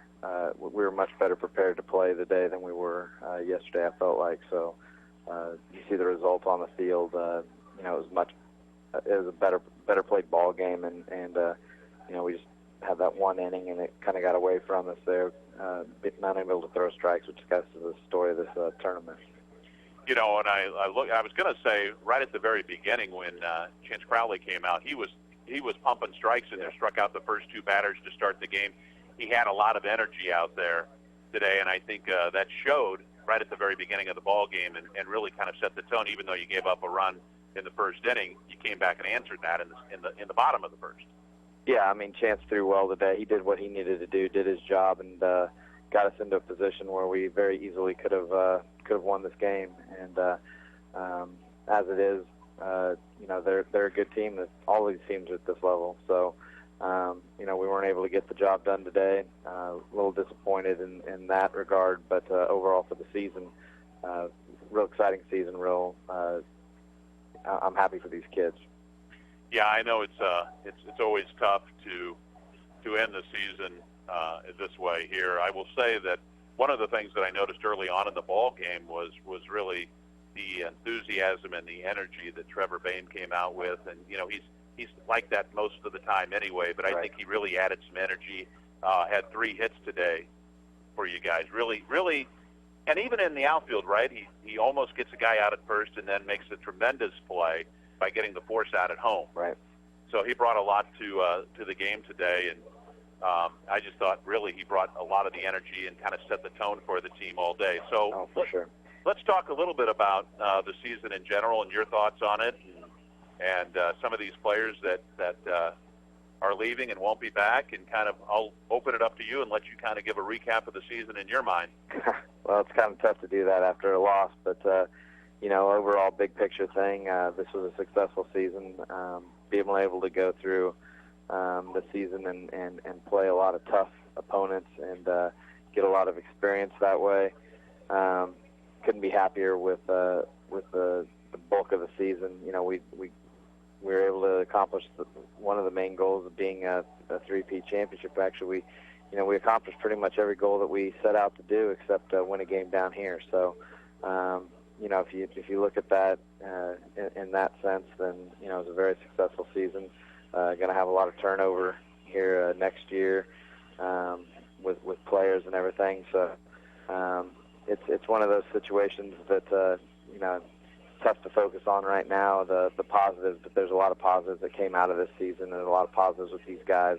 Wouldn't trade any one of them for somebody else on another team. And it's, I'm happy with the way that they came down here, did what they needed to do to represent the state of Kansas, and represent Ottawa. And that's a big part of it. We didn't get our wins, but we didn't get a win down here. But overall, with the conduct of our guys, we did a lot of things that should make our hometown proud. Well, yeah, definitely. You just look, it's hard, as you say, to kind of recap a season right fresh off of a loss down here, and a little bit disappointing, I'm sure. But that being said, you have to look back at the state championship and the way you guys were able to come back there. I mean, that's a very big positive, and that's going to make your hometown proud for sure. And not only that, not only the players, and I know that you're the kind of coach who likes to give all the credit to the players and what they do, because they are the ones who hit and pitch and catch, but they also need to be directed and put in the best position possible to succeed. And you and your coaching staff have done a great job of doing that, not only this year, but over the last couple of years of doing this. And that's all is, I would say, that any fan or parent or even player could ask for is, hey, coach, put me in the best position so I can succeed. Don't put me in a place where I don't have a chance, and don't underplay me either. And I think you've done a great job with that, and I think that you and your coaching staff have a lot to be proud of. Well, I appreciate it. Top to bottom, we've got a bunch of good guys in that dugout, and I know they're hurting right now, and this stings a little bit. But overall, I think once we take a step back and look at the bulk of the season, like I said, I think they can be proud of themselves, and I know their families are proud of them, and like I said, I'm sure the community's proud of them too. So great season, comes up a little bit short, but in some aspects, but you can't ask for everything all the time. There's only one team that's going to be pleased at the end of the season when it comes to this level, and at the state level, we were the ones that were pleased. So to come down here and be eliminated, it's disappointing, but we understand the scope of the situation as well. All right, Brian, thank you very much for joining us. I've had a chance to get to know you a little bit here over the last couple of days and really enjoyed it. You great job with this team here, and good luck to you in the future. Yeah, thank you, and thank you for pinch hitting. I appreciate that. You bet. All right, we're going to take a break, and we'll wrap it up. You're listening to the Advantage Electric Arrows postgame show on KOFO. Changing of the season is always a great time to redecorate. Hey, it's Heidi from Ottawa Paint, Frames, and Decor. Come find a new PPG Pittsburgh paint color to freshen up those walls. And ask me about the new selection of window coverings available. Ottawa Paint, Frames, and Decor, the home of PPG Pittsburgh Paints in downtown Ottawa. You speak and we listen at the Brandon Iron, now offering our famous chicken fried steak dinner smothered in gravy with your choice of side, crisp fresh salad, and buttery Texas toast in the smaller quarter-pound size for only $10.75. We specialize in country cuisine at the Brandon Iron. Hot weather means hot buys at the Gun Guys. While supplies last, you can pick up a box of Federal 9mm target rounds for $9.99. A box of 380 ACPs is only $12.99, but you gotta hurry. When they're gone, they're gone. The Gun Guys, 412 South Main in downtown Ottawa, or online at thegunguys.net. Cornerstone Bookstore is proud to feature handcrafted wooden art by local woodsman Wilford and Trine Sinclair of Osawatomie. Come check out their wooden crafts at Cornerstone Bookstore, 217 South Main Street, Ottawa. Call 785-242-2112 or online at cornerstonebook@sbcglobal.net. Seven Cedars in Princeton is now taking applications for the position of liquor store and convenience store clerk. Competitive pay, flexible schedule, and a great work environment await you at Seven Cedars, just 6.5 miles south of Ottawa on Highway 59 in Princeton. Stop in and apply today. And we're back. One more round, Cindy, and you win. I'm ready. Name a bank with at least 250 locations. Arvest Bank. Yes. Name a bank with longer hours and award-winning service. Arvest. Yes, they can give you a mortgage, credit card, or loan. Arvest. Has a free blue checking account you can open online. Arvest. And has an online switch kit. Arvest Bank. That is correct. You're a winner. You can be a winner, too, when you open a free blue checking at Arvest Bank. Go to arvest.com/switch or visit a friendly nearby associate. Equal housing lender. Welcome back as we wrap it up here. Last game of the season, the Arrows fall 8-3 to Tennessee. They played much harder, as I said today. The team was focused, and at the very end, it really came down to the ability of the team from Tennessee being able to put some runs on the board, and the Arrows were just not able to make that one final call, that one final challenge to rise up. But they had a tremendous season, and I think it's, as Coach Long said, it's easy to look back and be disappointed now and maybe not hit one of the goals that you were trying to accomplish. But the reality of it is that you're a 3-time state champion. And not only that, the way you did it the third time by losing the first game and then coming back and winning the last 6 games. So they finished the season actually winning 9 of their last 12 games. A great start. So that's going to wrap it up from here. A great couple of days. I appreciate everyone back at the station helping me walk through this. And Gary Bateman, of course, his job is completely safe. So until we talk again sometime, thanks for joining us here for the Ottawa Arrows baseball game and the post-game show that we have today. So I want to thank you all for the Advantage Electric Arrows post-game show here on KOFO, and we'll talk to you again sometime soon. I'm Mike Hake. Thanks for joining us.